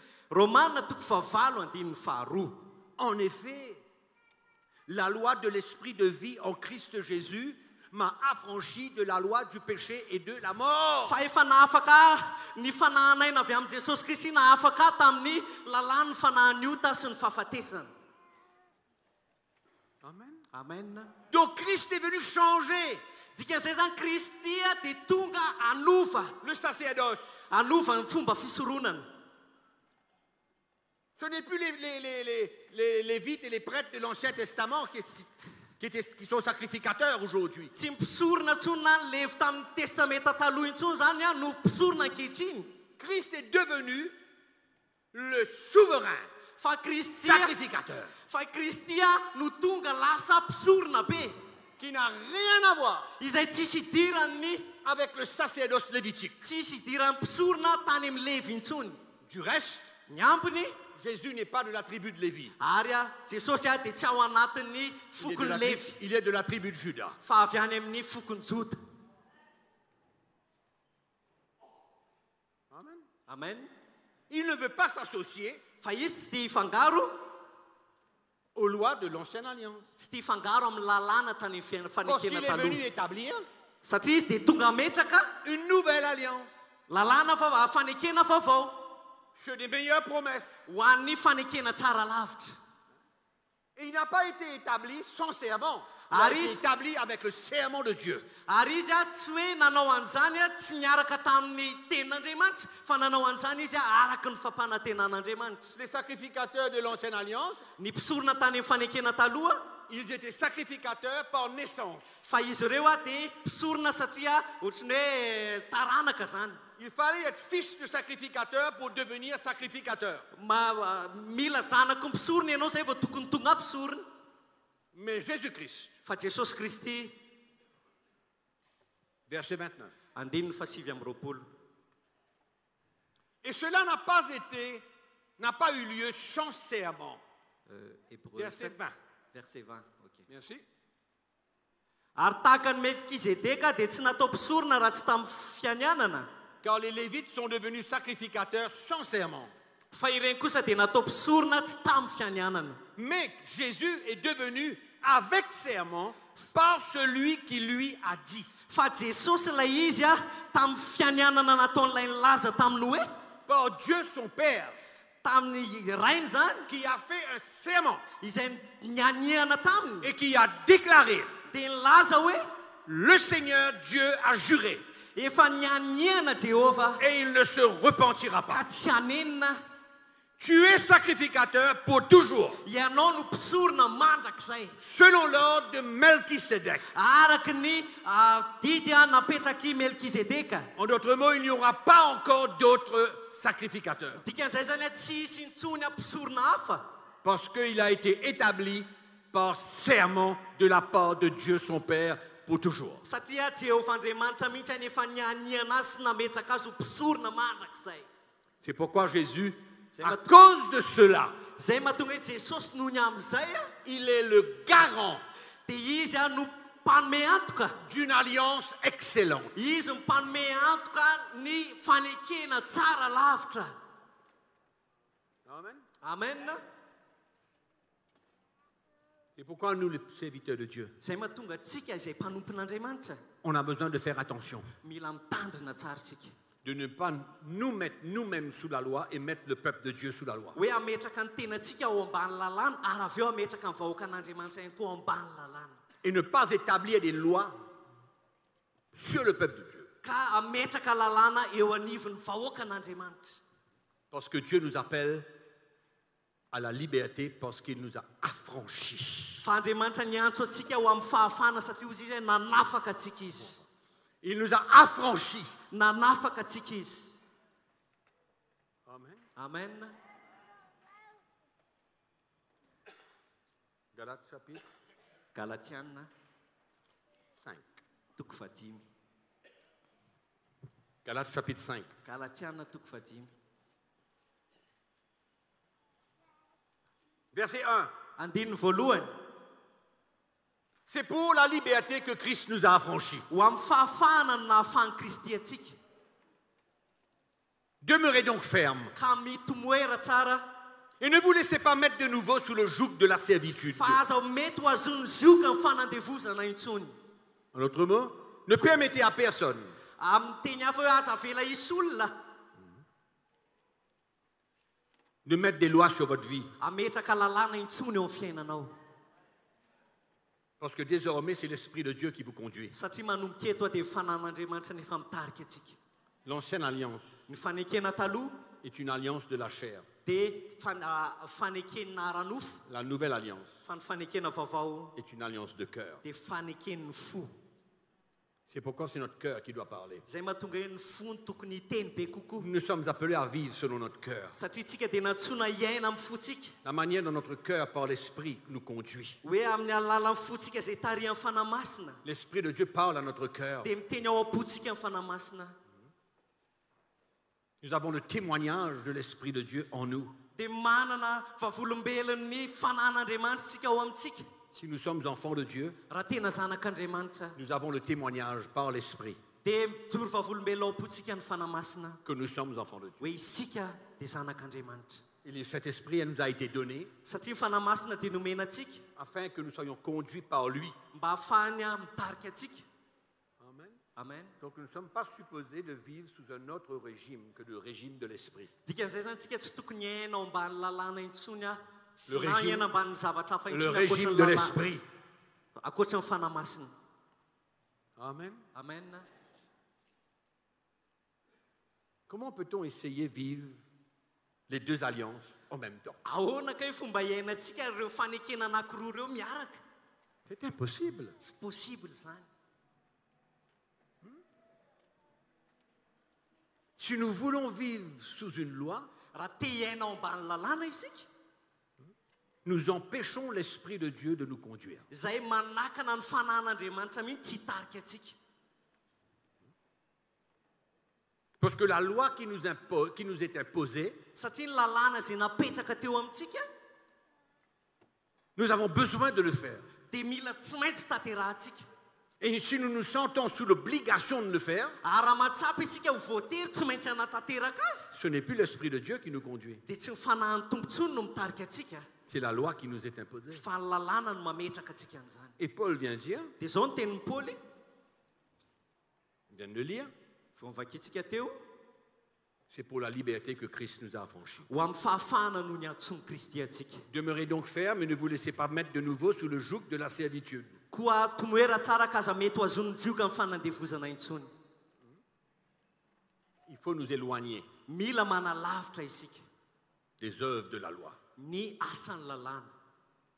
Il faut nous éloigner Mila manalavitra isika et de plus en plus vivre par le témoignage de l'Esprit en nous. ka miaina hatrany amin'ny alalan'ilay fanamasina miteny amintsika. Et personne ne peut nous condamner Ary tsy misy nizanizany intsony afaka nameloka atsika si nous vivons par l'Esprit. raha miaina amin'ny fanahy isika. Galates chapitre 5, Galatiana toko fahadimy verset 18. andininy fahavalo ambin'ny folo. Qu'est-ce que ça dit? Dia inona tsara ny teneniny ao? Si vous êtes conduits par l'Esprit, vous n'êtes point sous la loi. Fa raha tarihan'ny fanahy ianareo dia tsy mba ambany lalàna. Clair, non? Mazava sa tsy mazava? Si nous sommes conduits par l'Esprit, Fa raha tarihan'ny fanahy ianareo nous ne sommes plus sous la loi. dia tsy ambany lalàna. Donc c'est à nous à choisir Dikan'izay zany isika no mana-tsafidy. le régime sous lequel nous voulons servir Dieu. Hoe aiza ho aiza ny tiantsika hanompoana ny tompo. Si nous voulons servir Dieu sous la loi, Raha te hanompo ny tompo ambany lalàna ianao c'est notre choix. dia safidinao zany. Mais si nous voulons servir Dieu Fa raha te hanompo ny tompo ianao par l'Esprit amin'ny fanahy qui nous conduit, izay mitarika atsika c'est notre choix aussi. dia safiditsika ihany koa zay. C'est tout simple comme tout. Tena tsotra be ohatr'izay. Mais le fait de vivre par l'Esprit Fa le raha miaina ara-panahy zany ianao amin'ny fanahy nous démontre que nous ne sommes plus sous la loi. dia manambara ihany koa hoe tsy ao ambany lalàna intsony ianao. Pourquoi? Satria maninona? Parce que l'Esprit va nous emmener à accomplir la justice de la loi. Satria ny fanahy masina mihitsy no hitarika antsika amin'izay hanatanteraka ny famarina ny lalàna. Romains chapitre 8. Romanina toko fahavalo.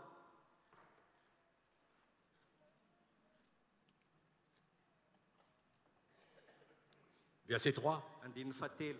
Car chose impossible à la loi, Fa zay tsy hainy lalàna parce qu'elle n'a chair la rendait sans force. satria ny nofo no nahalemy azy. Réalisez un coup ce que ça dit là. Atakatrareo tsara ve io ambarany io? La loi de Dieu, Lalàn'Andriamanitra les zany. commandements de Dieu, Lay fitsipika napetrak'Andriamanitra didy. la loi de Dieu qui est juste, sainte, bonne, Lay lalàn'Andriamanitra zay marina sy masina, qui démontre le cœur de Dieu, izay manambara ny fon'Andriamanitra, le plan de Dieu, ny drafitr'Andriamanitra, la volonté de ny Dieu. sitrapon'Andriamanitra. Et Paul fait une déclaration Dia ici. miteny amin'izay Paoly eto hoe La chair la rendait sans force. dia ozy izy hoe satria ny nofo no nahaleny azy. C'est-à-dire que la loi ne peut pas arrêter ma chair Dikan'izay zany à tsy faire ce qu'elle veut.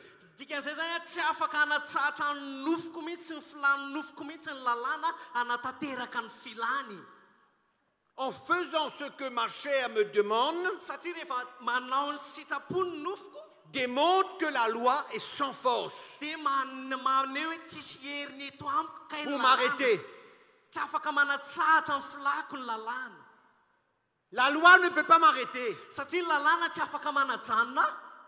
La loi montre simplement la qualité de vie que je dois vivre. Ny lalàna dia mampiseho fotsiny izy hoe ohatrotry ny ahoana ny fomba fiainana tsara tokony Mais elle iainanao. n'a pas la force pour arrêter ma chair de faire ce qu'elle veut. Fa tsy afaka manatsahatra izy hanatsahatra ny filany nofoko zay tia ny tanterahana.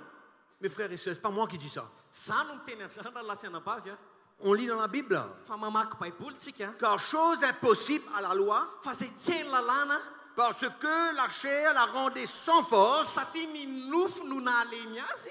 Dieu a condamné le péché dans la chair. Dia vitan'Andriamanitra tamin'ny naniraka ny zanany no elohan'Andriamanitra tao amin'ny nofo. Voilà pourquoi Jésus est venu Zay zany ny antony natongavan'i et Jesosy. a pris la forme d'un homme dans la chair, Dia naka endrik'olombelona izy tamin'ny nofo afin de vaincre le péché dans la chair. mba hahafana mandresy lay fahotana ihany koa ao amin'ny nofo. Donc Dieu a condamné le péché dans la chair Dia ozy Andriamanitra en envoyant à cause du péché son propre fils dans une chair semblable à celle du péché. dia vitan'Andriamanitra tamin'ny naniraka ny zanany naka ny endriky ny nofo ota sy tamin'ny ota ka nanameloka ny ota tao amin'ny nofo. Donc Dieu envoie Jésus Dikan'izay Jesosy zany Andriamanitra naniraka ny Jesosy semblable à l'homme, zay naka ny endrik'olombelona avec la même chair, miaraka amin'ny nofo mitovy amintsika par l'esprit. noho ny amin'ny fanamasina. Il vit une vie sainte, Dia miaina fiainam-pamasinana izy. il vainc le péché, Dia nandresy ny fahotana izy. il meurt sur la Ary croix maty eo amin'ny hazo fijaliana izy. et il ressuscite des morts Dia nitsangana tamin'ny maty izy. et il nous donne le Saint-Esprit Dia nomena antsika ny fanamasina avec lequel miaraka amin'ny nous pouvons nous aussi mba isika ihany koa vaincre le péché. mba ahafahantsika mandresy Dans la fahotana chair. ao amin'ny nofo. Il n'y a pas d'autre moyen. Tsisy fomba afaka ohatran'izay. Et il dit, Dia zao tsara ny lazainy et cela ary zany afin que la justice de la loi soit accomplie en nous. mba hatateraka ny fahamarinany ilainy lalàna amintsika. Afin que la justice de la loi soit accomplie en nous. Mba hatateraka ny fahamarinana ilainy lalàna amintsika. C'est-à-dire que Dikan'izay zany hoe nous sommes capables par l'Esprit afaka zany tsika noho ny amin'ny fanamasina d'accomplir la justice de la loi. afaka manatanteraka ny famarinany lalàna isika.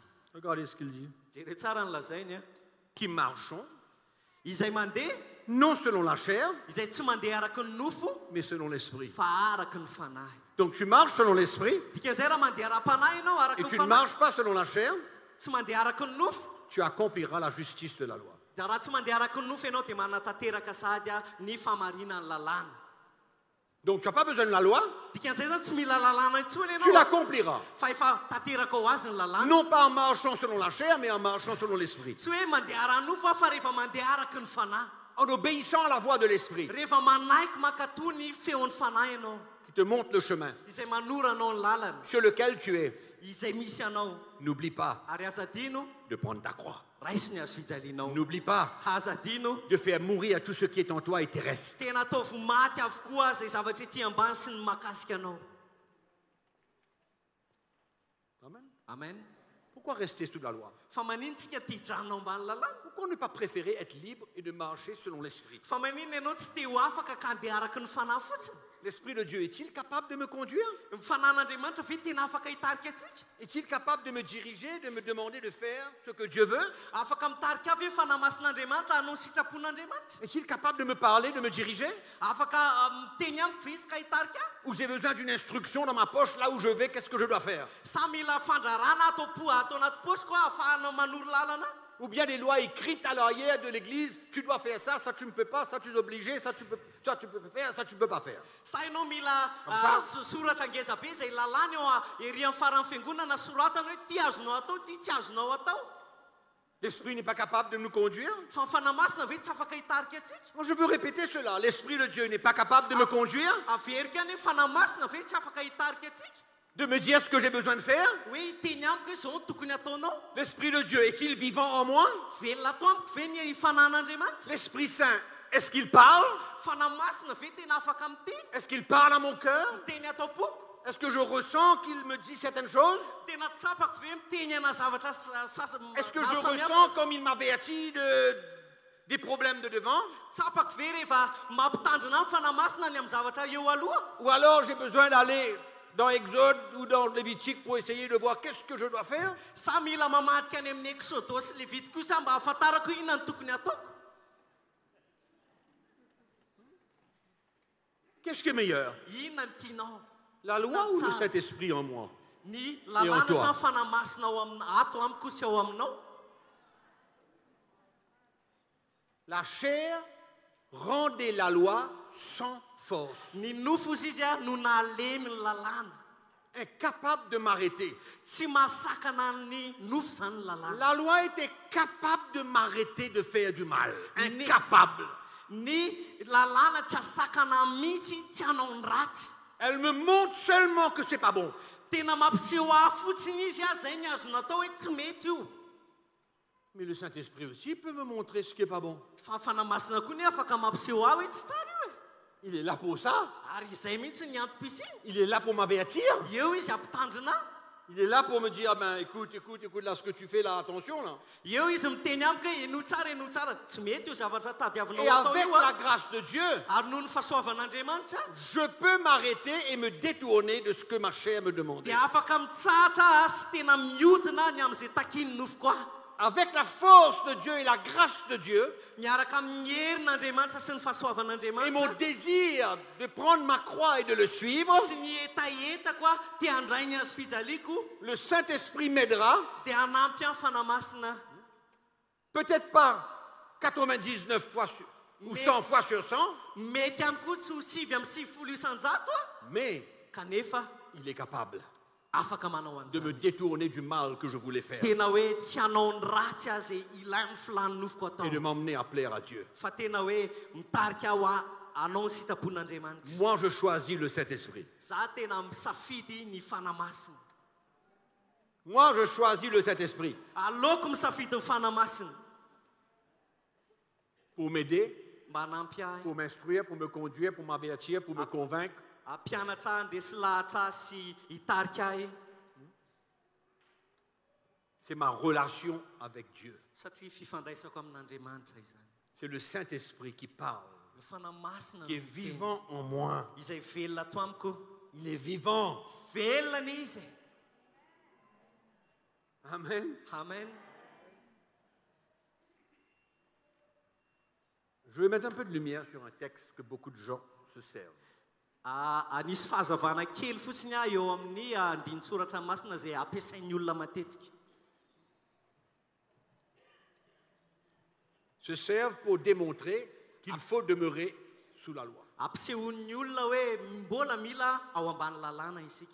Mais ce n'est pas ce que Jésus a voulu dire. Kanefa tsy izay mihitsy ny tiany Jesosy itenena C'est dans anazy. Matthieu chapitre 5, verset 17. Ao amin'ny Matthieu toko 5:17. Jésus dit, ne croyez pas que je suis venu pour abolir la loi. Hoy izy Jesosy aza ataonareo fa tonga aho handrava ny lalàna. Mais je suis venu non pour abolir, mais pour accomplir. Fa tsy tonga aho handrava fa hanatanteraka. Je ne sais pas si vous avez remarqué, Tsy haiko na tsikaritra ao je n'ai jamais dit qu'il fallait abolir la loi. za tsy niteny mihitsy ozy izy hoe tsy handrava ny lalàna aho. J'ai pour autant dit Fa zao ny lazaiko hoe qu'il ne fallait pas demeurer sous le régime de la loi. fa zao ny lazaiko hoe tsy tokony hijanona ao ambany lalàna isika.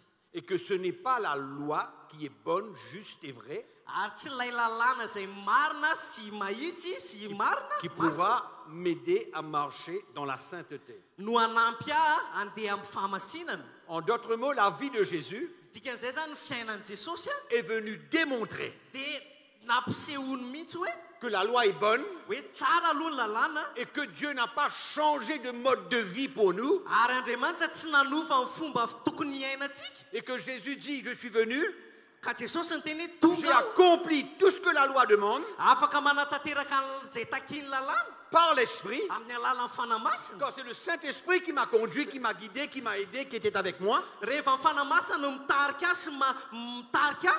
Parce que la Bible dit qu'il a été tenté de la même manière que nous, Satria ny Baiboly mihitsy milaza hoe nalay mpanahy tahaka antsika mais ilay avec mpanahy l'aide du ihany izy. Saint-Esprit, avec l'aide du Saint-Esprit, Niaraka tamin'ny fanampiany fanamasina il a pu accomplir tout ce que la loi demandait. dia afaka nanatanteraka izay nitakiany lalàna Jesosy. Comme vous et moi, Ohatrinao ohatritsika nous sommes appelés à accomplir la loi. tsika dia natsoina atanteraka ny lalàna. Mais rappelez-vous de Romains chapitre 8, verset 4. Fa tadio tsara ilay amin'ny Romana toko 8:20.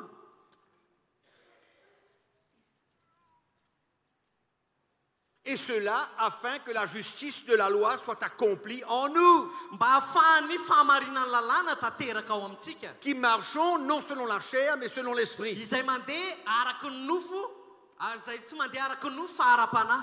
Donc c'est pas parce que Jésus est venu accomplir la loi Dikan'izay zany tsy hoe tonga Jesosy qu'il veut nous hanatanteraka ny dire, lalàna. mais demeure sous la loi. Fa izy kosa nefa tsy zao ny teneny Que hoe janona ambany que lalàna. ta vie soit gérée par la loi. Hoe fiainanao zany lasa fehezin'ny lalàna. Laisse la loi te conduire. Alao ny fanama lalàna hitarika anao tsy zay ny lazainy. Non, jamais. Tsy niteny an'izany Je vous Jesosy. pose une question ce matin. Ametraka fanontaniana aminao amin'ity maraina ity. Répondez-moi sincèrement. Tena valio amin'ny fotsotra aho S'il n'y avait pas la loi, raha tsisy lalàna ve? s'il n'y avait pas la loi, Raha ohatra zany tsy nisy ny lalàna est-ce que Jésus aurait marché dans le péché? dia Jesosy ve nandeha tamin'ny fiainam-pahotana? Répondez-moi franchement. Valio tsotra fotsiny À vous de me répondre. nareo mamaly ahy Est-ce que c'est la loi qui a arrêté Jésus de faire le mal? ny lalàna ve no natonga Jesosy tsy nanao ratsy? La loi est sans force. Satria ny lalàna malemy. Donc s'il n'y avait pas la loi, Dia raha tsisy zany lalàna est-ce que Jésus aurait quand même marché dans la sainteté? dia Jesosy ve mbola nandeha tamin'ny fahamasinana ihany na tsisy lalàna azy? Bien sûr. Mazava ho azy. Donc Jésus n'avait pas besoin de la loi pour accomplir la justice. Dikan'izay zany Jesosy tsy nila lalàna mba hanao marina. Mais il est venu montrer que la loi est bonne, Fa te haneho amintsika fotsiny izy hoe tsara ny que lalàna. ce que la loi demande est bonne. Ary ny zavatra takiany lalàna ny tsara e. Mais Fa on ne peut pas se servir de la loi pour vivre notre chrétienté parce qu'elle va nous laisser tomber. fa tsy afaka mampiasa ny lalàntsika eo amin'ny fiainantsika makristiana satria halavo antsika zany. Il faut marcher par l'Esprit. Fa mila mandeha amin'ny fanahy. Et l'Esprit nous conduira à accomplir la justice de la loi. Ary ny fanahy masina no hitarika antsika hatanteraka izay takiany lalàna. C'est clair ou c'est pas clair? mazava ve sa tsy mazava? Ça doit être clair. Mino fa tokony hazava kosa e. Donc finalement, De amin'ny farany zany a, que la loi existe ou elle n'existe pas pour moi, na misy zany lalàna na tsisy lalàna eo amin'ny loko, ne change pas ma vie. de tsy tokony hanova ny fiainako zany. Alors, Ao ve nareo? que la loi existe pour vous ou qu'elle n'existe pas ne change pas votre vie. Na misy lalàna eo amin'ny fiainanao na tsisy lalàna eo amin'ny fiainanao, tsy tokony hanova ny fiainanao zany. Et en tout cas, c'est mieux qu'elle n'existe pas parce que si vous passez à côté, vous serez condamné. De aloha ary izy tsisy satria raha vao manao tsy mety kely ianao de hanamely teny. Mais par l'Esprit, Fa noho ny amin'ny fanamasina, avec la grâce de Dieu, noho ny amin'ny fahasoavan'Andriamanitra, vous serez capable de vitako zany. de marcher dans la sainteté Mandeha amin'ny famasinana. et d'accomplir tout ce que la loi demande. Ary atateraka zay takiany lalàna amiko. Sans se servir d'elle. Tsy mila mampiasa lalàna nefa. C'est ça la différence. Zay mahasamihafa azy. En enlevant la loi, Rehefa miala ny lalàna, Dieu n'ouvre pas la porte pour que nous marchions dans le péché. de Andriamanitra tsy manokatra varavarana fa asika mandeha amin'ny fahotana. Au contraire, Fa mifanohatra amin'izay aza. en enlevant la loi, Rehefa miala amin'izay ny lalàna, il ouvre la porte de manokatra pour varavarana que izy. nous les chrétiens, Mba ahafahantsika kristianina, nous marchions par l'Esprit mba ahafahantsika mandeha en amin'ny prenant fanahy, notre croix mitondra ny azo et nous fijaliana. accomplirons tout ce que la loi De demande. atateraka zay takiany lalàna isika. Donc, se retirer de sous ce régime Dikan'izay rehefa miala ao amin'io ambany lalàna io ianao, nous protège. de miaro atsika zany. Mais l'homme naturel, Fa ny olombelona amin'ny maizy qui azy, n'a pas la révélation de l'évangile, izay tsy matakatra ny fanambarany il croit filazantsara, qu'en enlevant la loi, de izy mihina hoe rehefa esorina ny lalàna, les chrétiens vont vivre dans le péché. de iaina fiainam-pahotana ho ny kristianina. Non, mais vous croyez que ceux qui veulent prendre leur croix et suivre Christ vont marcher dans le péché? Nareo ve mieritreritra hoe ireo zay tena mandray ny azo fijaliana ka manara-dian'i Kristy mbola handeha amin'ny fahotana ihany? Tu aimes Jésus, tu veux perdre ta vie, tu veux vivre pour lui, Tian'i Jesosy ianao, tia handany tenanao ianao, tia hiaina ho azy ianao, tu vas fermer la voie du Saint-Esprit, de tena aidinao ve ny feon'ny fanamasina tsy hita eo aminao? tu ne vas plus être conduit par le Saint-Esprit. De ianao ve tsy anaiko tarian'ny fanamasina intsony? C'est pourquoi quand nous lisons cette parole, quand l'apôtre Paul parle, il parle pour les chrétiens qui veulent servir Dieu. Zay mahatonga ny Paul manoratra an'io, soratany io ho an'ny kristiana zay tia hanompo an'Andriamanitra. Oui, la parole de Dieu, c'est pour ceux qui veulent le servir. Ten'Andriamanitra anie ho an'ireo zay tia hanompo an'Andriamanitra. Si tu ne veux pas le servir, Raha tsy tia hanompo azy ianao a, c'est ton problème. de olanao rery zany. Moi j'aime le Seigneur, toi tu aimes le Seigneur, nous marchons sur ce chemin de la croix. Za tia ny tompo, ianao tia ny tompo, ary miara-mandeha amin'ny lalany azo fijaliana tsika. Alors nous allons nous donner au péché. De tsika ve de mbola n'olo tena hanota ihany. Le fait de prendre cette croix, Fa rehefa mandray an'ilay azo fijaliana isika, tu es en train de dire, de efa te sady ianao hoe Saint-Esprit, fanamasina ô, conduis-moi. tario a, Je suis prêt à perdre ma vie. vonona ny andany tenako, Je suis prêt à fiainako, mourir au désir de ma chair. vonona ny hamono ny filany nofoko, Aide-moi. apeo a. Tout au contraire. Mifanohatra azy. L'enlèvement de la loi. On comprend quand je dis l'enlèvement de la loi, on comprend? Azonareo tsara ve rehefa miteny hoe rehefa esorina ny lalàna, azonareo tsara ny tiako tenenina? Me sécurise. De lasa mampisy fiarovana C'est eto ma amiko azy. protection. Satria lasa fiarovana ho andray azy Je suis zany. protégé. Lasa Quand je voaro. ne suis plus sous ce régime De rehefa voaro rehefa tsy ao ambany et lalàna que je intsony. suis sous le régime de l'esprit, Fa satria efa ambany fitarian'ny je suis fanamasina. protégé. Efa voaro a. Amen. Amen. Vous avez vu le peuple d'Israël vous obéir à Dieu? Nareo ve nahita ny taranak'Israël, zanak'Israël ka hoe nakatoan'Andriamanitra? Le premier commandement, tu adoreras ton Dieu seul de tout ton cœur, de Hoe toute ton âme, de Jehovah toutes tes Andriamanitra forces. rery no aka ho Premier Andriamanitra commandement. ao. Hein, où il est? Dito voalohany. Premier commandement, tu adoreras ton Dieu seul. Dito folo voalohany de hoe aoka Jehovah Andriamanitra ao rery no Andriamanitra ao. Tsy Qu'est-ce que manana le- Andriamanitra hafa. Qu'est-ce que le peuple d'Israël fait? Dia ina am'izay natao vahoakan'Israely ao ambadika zany. Il va construire des hôtels à Baal. De alony namorona altara ao amin'ny Baal. Il va servir d'autres dieux. Lasa nanompo Andriamanitra hafa. Pourtant, le commandement est bon. Kanefa tsara ilay didy a. Mais le commandement n'a pas pu arrêter son désir d'aller servir un autre Dieu.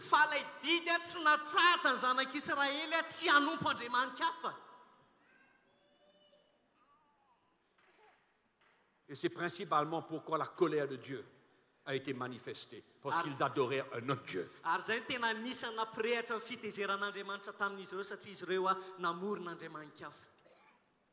Hein? Clair. Libérés de la loi. Libérés. Libre. Affranchi. Affranchi. Il n'y a pas plus grande sécurité. Il n'y a pas plus grande sécurité que la présence du Saint-Esprit en nous. Mais c'est à toi et à moi de décider si on va marcher par l'Esprit ou marcher selon la chair. Aussi simple que ça. C'est pourquoi moi je ne veux pas que quelqu'un me dise tu dois faire ça. Ma réponse sera simple. Laisse-moi tranquille et laisse le Saint-Esprit me parler. Quand il me parle, je ferai. Tiens ta main sur ma vie. Dieu est assez grand pour me conduire, me parler, me convaincre, m'arrêter. Le Saint-Esprit est assez grand. Il est au-dessus de la loi. Jésus a dit, il y a quelqu'un parmi vous qui est au-dessus de la loi ici. Quand il a guéri un malade le jour du sabbat. Mais Dieu pharisien, il y a quelqu'un au milieu de vous ici qui est au-dessus de la loi.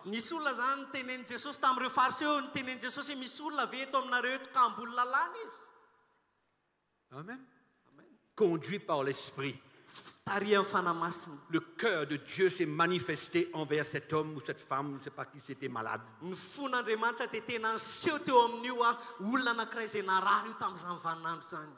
La loi n'a pas pu l'arrêter de manifester le cœur de Dieu.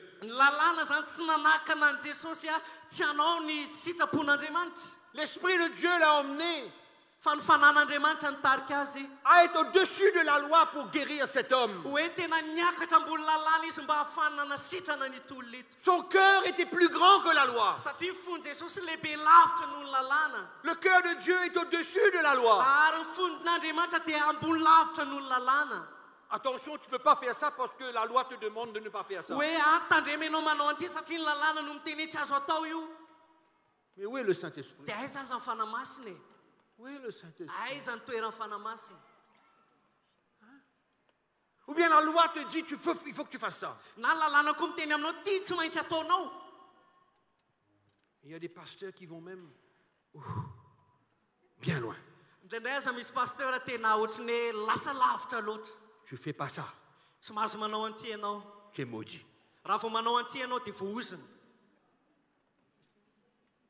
La malédiction sous la nouvelle alliance, où est-ce que ça existe? La malédiction sous la nouvelle alliance, montrez-moi. En fait, l'apôtre Paul dit Christ nous a rachetés de la malédiction de la loi.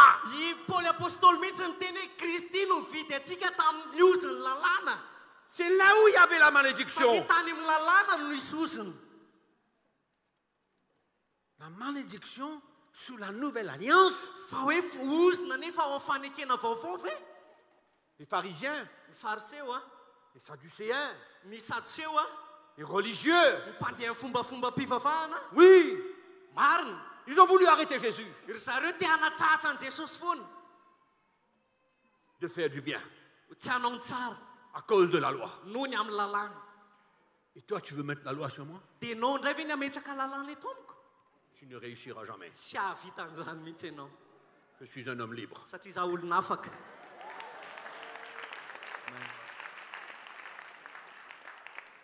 Alléluia. Alléluia. J'ai arrêté de mettre la loi sur ma femme. De temps en temps, ça vient un coup. Ouais. Je ne suis pas encore complètement libéré, misy kely ihany satria za tsy tanteraka mais j'aspire fa nefa tena mangetaeta à foana hoe être totalement libre. hoe tena ho afaka tanteraka ny Et amin'izany laisser ma femme totalement libre. hoe amela ny vadiko tena ho afaka tanteraka ihany koa Tu es prêt à faire de même avec ta femme? nareo ihany koa ve vonina hanao an'izany ho amin'ny vatanao rahalahy Va chercher la clé dans ton armoire. Va alaiva chercher lakile cette clé dans ton armoire. alaiva amin'izay le fanalahidy ao anaty armoiranao Va ouvrir la prison dans laquelle tu lui as mis. de vao amin'izay le fikatranana metrahanao amin'ny vatanao Ouvre la porte. skafy amin'izay le Dis-lui, varavarana femme, de tu teneny es libre. re vehivavy efa afaka amin'izay ianao Tu crois la protéger, mais tu es en train de la tuer. na ianao mieritreritra hoe hiaro azy fa ny tena marina mamono azy ianao Avec tes lois, tes principes, ta culture et tout le reste. miaraka amin'ny lalàna sy ny fitsipika sy ny kolotsainao sy ny sisa Oh là là, alléluia. oh là là halleluja Vous savez, ça veut dire alléluia? hainareo tsara hoe ntikany hoe halleluja Louer l'éternel. terao andriamanitra C'est ça que ça veut dire. zay Ça ntika veut dire deux mots en hébreu, deux mots. Louer l'éternel. hoe amin'ny teny hébreu hoe terao andriamanitra ny tikany Alléluia. halleluja Louer l'éternel. halleluja Amen. amen La liberté, c'est notre cadeau. satria ny fahafana dia fanomezana omeny tompo atsika Un des plus grands cadeaux après notre salut. anisan'ny fanomezana lehibe ao aoriana famonjena ny De ne pas fahafana vivre par une obligation. hoe tsy miaina intsony ao ambanin'ny faneriterena Le fait d'être obligé de faire quelque chose, c'est de se ressouvrer, de se retrouver sous le régime de la loi. satria rehefa misy hoe tsy maintsy ataonao zao zavatra zao dia miverina indray ianao ao ambany lalàna Maintenant, c'est à toi de faire ce que tu veux avec. fa ianao zany a tompo-tsafidy amin'izay tianao atao Tu es libre. afaka ianao olona afaka ianao Tu es totalement libre de faire ce que tu veux. ianao mana-tsafidy a hanao zay tianao atao Mais la parole de Dieu ne fa change ny pas. tenin'andriamanitra tsy ova mandrakizay La parole de Dieu ne change pas. ny tenin'andriamanitra tsy ova mandrakizay Elle est claire. fa mazava izy Il y a une nouvelle alliance. misy fanekena vaovao Une nouvelle alliance. fanekena vaovao Promise izay nampanantenana 430 ans 300 taona avant la loi. tao alohan'ny lalàna Cette nouvelle alliance avait été promise à Abraham 430 ans avant la loi. io fampanantenana io dia nitenenina tamin'ny abrahama 300 taona tao alohan'izany fangaro kely teo amin'ny chiffre Elle a été promise. nampanantenainy zany C'est pourquoi on a lu tout à l'heure le mot jusqu'à. zay mahatonga antsika Jusqu'à ce que la descendance, zay tsika natonga antsika namaky teo hoe mandra-piaviny taranaka Christ, taranaka dia kristy apparaisse kristy mandra-pahatonga ny kristy iseho et vienne inaugurer une alliance excellente. ka tonga izy a ampiseho indray a fanekena tsara lavitra Amen. amen Il faut comprendre mila takatsika hoe que la nouvelle alliance ny fanekena vaovao a pris naissance avant l'ancienne. dia tonga teraka tao alohan'ny tao arinan'ny teo aloha tao alohan'ny fanekena taloha Elle a pris naissance dans le cœur de Dieu 430 ans avant la loi. tena to efa tao am-pon'andriamanitra zany 300 taona tao alohan'ny lalàna C'est pourquoi la loi est passagère. izay mahatonga iny lalàna dia nandalo fotsiny iny vanim-potoana iny C'est passager. nandalo fotsiny iny C'est un temps zany hoe misy fotoana voafetra jusqu'à mandra-piaviny que la descendance tonga lay taranaka Christ kristy apparaisse. tonga Et puis, dia avy eo c'est fini. dia tapitra amin'izay le fotoana ny lalàna C'est pourquoi, écoute-moi. eno tsara zay mahatonga hoe Ce morceau-là, io lay apahan-kely io ce morceau-là, io lay apahan'lay lalàna io zany tu dois faire comme si que ça n'a jamais existé. dia tokony ataonao tahaka ny tsy nisy akory Parce que toi, tu es fils de la promesse. satria ianao zanaky ny fampanantenana.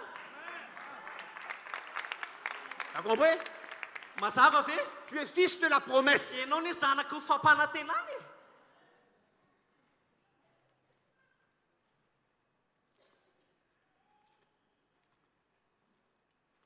J'adore. Tiako loatra.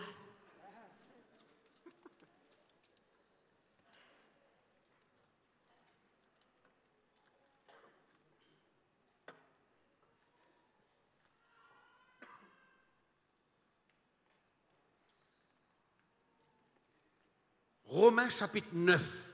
J'espère que ça va vous éclairer une fois pour toutes. Romana toko favalo mino fa vity dia hazava aminareo tanteraka. Verset 6. Romana toko favalo andininy faheniny. Paul parle de ses sentiments pour Israël. Paul zany dia miresaka ny fony ho an'ny Israely. Il a la peine pour Israël. Satria tena nanahy izy tamin'ny Israely. Il dit, ce n'est point à dire que la parole de Dieu soit restée sans effet. Verset 6. Verset 6. À 9. Romains 9. Excuse-moi. Pas de problème. J'étais dans 8. Moi aussi, je fais pareil. Kanefa tsy lazaiko fa foana ny tenin'Andriamanitra tsy akory. Car tous ceux qui descendent d'Israël Fa tsy izay rehetra avy amin'ny Israely ne sont pas Israël. no Israely.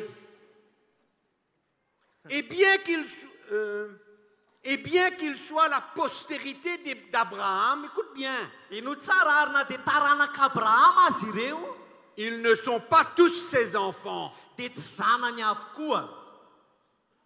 Mais il est dit, Fa zao voalaza hoe oh ça bouleverse ma vie. tena ohatry hoe Oh, Isaac. fa avy amin'ny Isaka Tu auras une postérité no antsoina izay taranaka appelée de ton nom. taranaka ao anao. C'est-à-dire, Dikan'izay zany hoe ce ne sont pas les enfants de la chair qui sont enfants de Dieu, tsy izay zanaky ny nofo no zanak'Andriamanitra, mais ce sont les enfants de la promesse fa ny zanaky ny teny qui sont fikasana regardés comme la postérité. no isaina ho taranaka. C'est-à-dire, Dikan'izay a Abraham n'était pas le père des Juifs. ay Abrahama tsy izy no rainy jiosy. Il est le père des Juifs dans le naturel. Izy dia rainy jiosy tao amin'ny naturaly. Isaac était le fils de la postérité. Fa Isaka kosa dia Et taranaka. Abraham est devenu le père de tous ceux qui croient en Jésus-Christ. Dia Abrahama zany lasa tonga ny rain'ireo izay mino an Jesosy Kristy. Abraham est devenu le père de la promesse. Dia Abrahama lasa rainy fampanantenana. C'est pourquoi Abraham n'était pas le père d'Israël. C'est Il ma- est notre père dans la foi. Zay mahatonga i Abrahama tsy rain'ny Israely fa raintsika ao amin'ny finoana izy.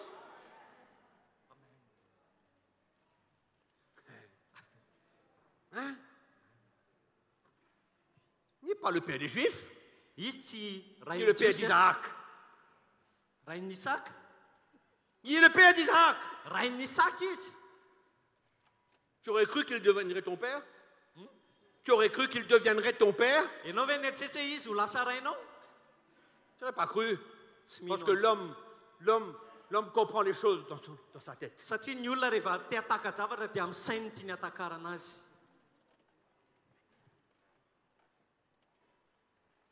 Abraham est le père des enfants de la promesse. I Abrahama ozy izy a dia rain'ireo zanaky ny fampanantenana. C'est ça la postérité d'Abraham en Isaac. Zay mahatonga hoe taranaky i Abrahama tao amin'ny Isaka. Vous comprenez pourquoi la femme d'Abraham a eu un autre fils? Hainareo tsara takatrareo ve naninona ny vadin'i Abrahama lasa nanana zanaka hafa? Zanakalahy. Mais il y avait un seul, Isaac. Kanefa tokana ihany zanany dia Isaka. On ne va pas rentrer dans ce que je viens de dire. Aza tsy jerentsika ilay zavatra nylazaiko. Mais Isaac Fa Isaka fotsiny. était le fils de la postérité. Izy no taranany. C'est pour nous montrer Mba hanehoana amintsika hoe ce moment io fotoana anankiray zay nandalovana io n'est pas pour toi. dia tsy natokana ho anao zany. Toi, tu sors de là. Ianao efa miala ao Ton origine fa ny maizy anao fiavinao viennent là, dia avy ato fotsiny 430 ans avant la loi. telo amby efajato taona tao alohan'ny lalàna dia efa Et tu nisy sors de là fa rehefa miala eto ianao et tu t'envoles au-dessus de tout ça. dia manidina ianao miala amin'io rehetra io Et tu vas entrer dans la nouvelle alliance. dia lasa efa tafapetraka ao amin'ny fanekena vaovao ianao T'as compris? T'as compris pourquoi tu es libre? azonareo ve ny T'as compris fahafahanareo pourquoi tu es libre? azonareo ve fa maninona Tu es un homme libre, tu es une femme libre. lehilahy sy vehivavy afaka Enfant de la promesse. zanaky ny fampanantenana Paul parle de ça encore dans le livre des Galates. Il parle de ça encore. paoly dia mbola mamerina zany ihany ao amin'ny bokyny galatiana Il dit, nous ne sommes pas enfants de l'esclave, nous.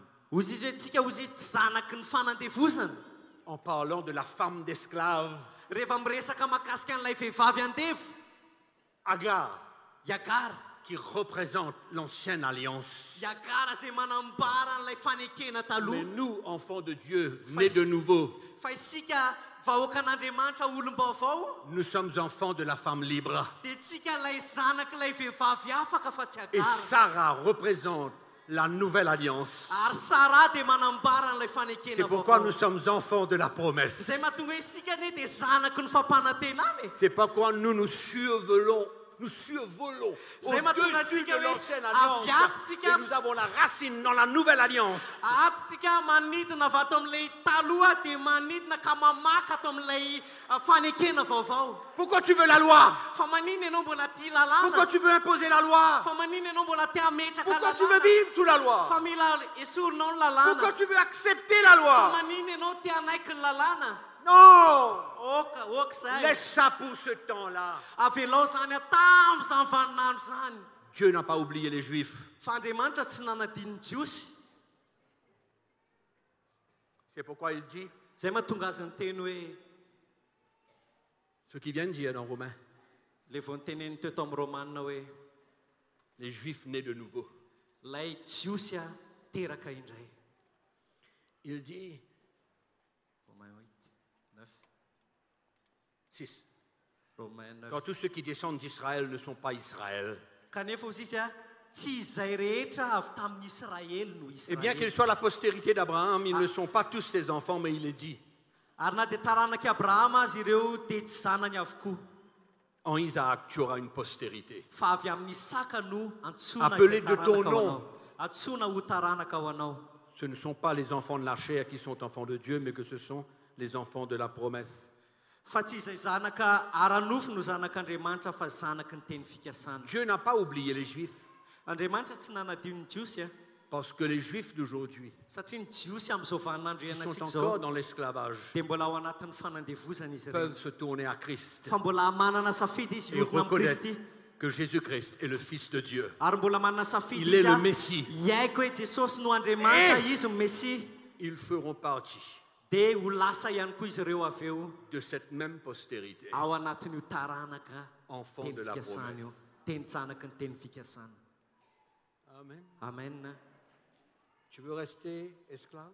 ianao ve tia hijanonao andevo Tu as envie de rester encore dans ce petit domaine là-bas là? ianao ve mbola tia hijanonao amin'io sehatra kely zay efa lasy io Qu'est-ce qu'il faut faire? inona ary ny tokony atao Oublier l'Ancien Testament? ho adonona ary ve ny testamenta taloha Non. zay Non. zay oa Il y a beaucoup de choses dans l'Ancien Testament qui peuvent nous servir d'exemple. fa betsaka ny ohatra azo alaintsika tahaka avy any amin'ny testamenta taloha Il y a beaucoup de choses qui ont été déclarées par les prophètes qui ne sont même pas encore arrivées peut-être. misy zavatra zay nambaran'ireo mpaminany tamin'izany fotoana zany mety mbola tsy tanteraka akory ary amin'izao vaninandro Mais tsika on ne parle pas de rejeter l'Ancien Testament. fa tsy miresaka akory tsika hoe adonoy zany na foany ny testamenta taloha On ne parle pas de ne pas croire dans l'Ancien Testament. tsy miresaka akory tsika hoe tsy mino ny Ça fait testamenta partie de taloha la Bible. satria zany ao anatin'ny baiboly Mais c'est deux testaments différents. fa testamenta samihafa ireo anankiroa ireo Et il y a un mode de vie dans l'Ancien Testament qui n'est pas la nôtre, le nôtre. fa fotsiny misy fomba fiainan'ny olona tany amin'ny testamenta taloha tsy tokony hainantsika intsony tsy natokana ho antsika C'est pourquoi zay ny antony no hoe lisez l'Ancien Testament. vakio ihany ny testamenta taloha Lisez l'Ancien Testament. vakio ny testamenta taloha La Bible nous dit que c'est l'ombre des choses à venir. Fa hozy izy ny baiboly hoe aloko ny zavatra ho avy ireny. Mais la réalité Fa ny tena izy est en Christ. dia Kristy.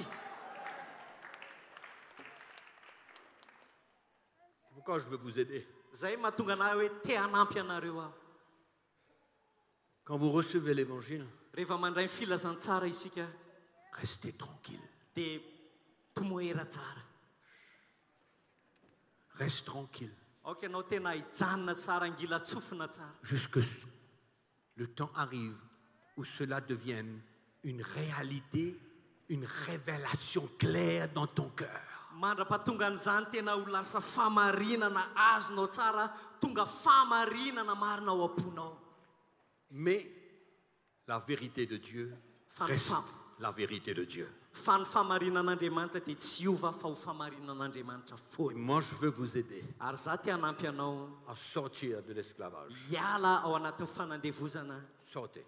Miala tao Demeurez libre. fa tena aoka tsapa ho afaka. Affranchi. Afaka.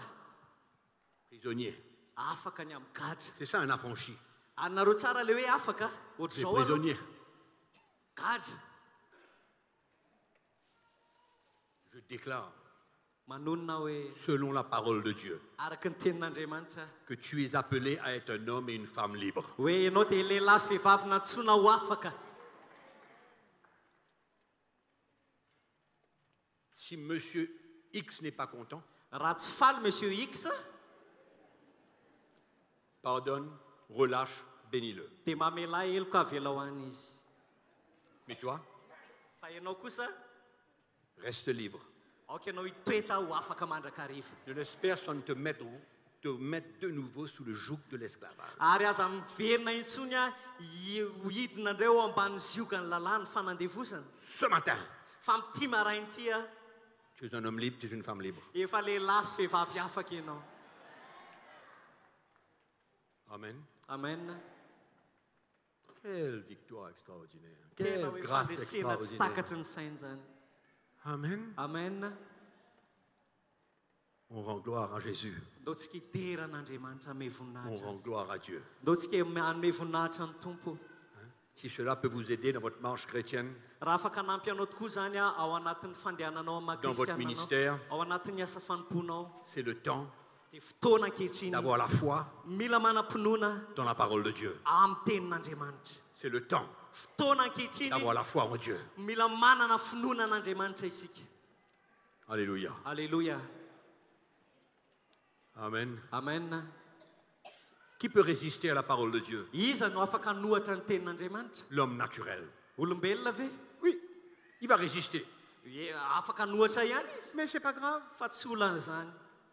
Si le Seigneur ouvre tes yeux, Fa raha manokatra amin'ny masonao aloha ny tompo androany loue l'Éternel. dia miterahan'ny tompo. Allons se mettre debout. Ndao tsika hitsangana androany.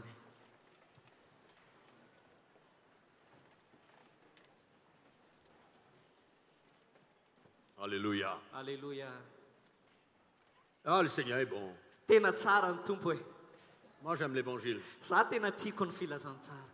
Moi, j'aime l'évangile. Tiako ny filazantsara. Quand la révélation de l'évangile vient dans notre cœur, Rehefa tonga ty apotsika ny fanambaran'ny filazantsara. c'est ça qui a gardé la joie dans le cœur de Paul. Satria izay no natonga Toujours fifaliana tao joyeux. amin'ny Paoly. Alléluia. Alléluia. Nous allons attraper nos mains ce matin. Ndao tsika hifandray tanana amin'ity marainty.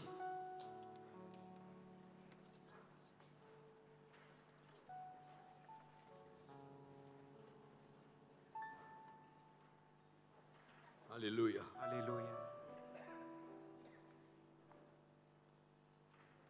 Seigneur, tu es fidèle pour nous révéler ta parole. Tompo tena matoky ianao ka manambara anay hatrany ny teninao.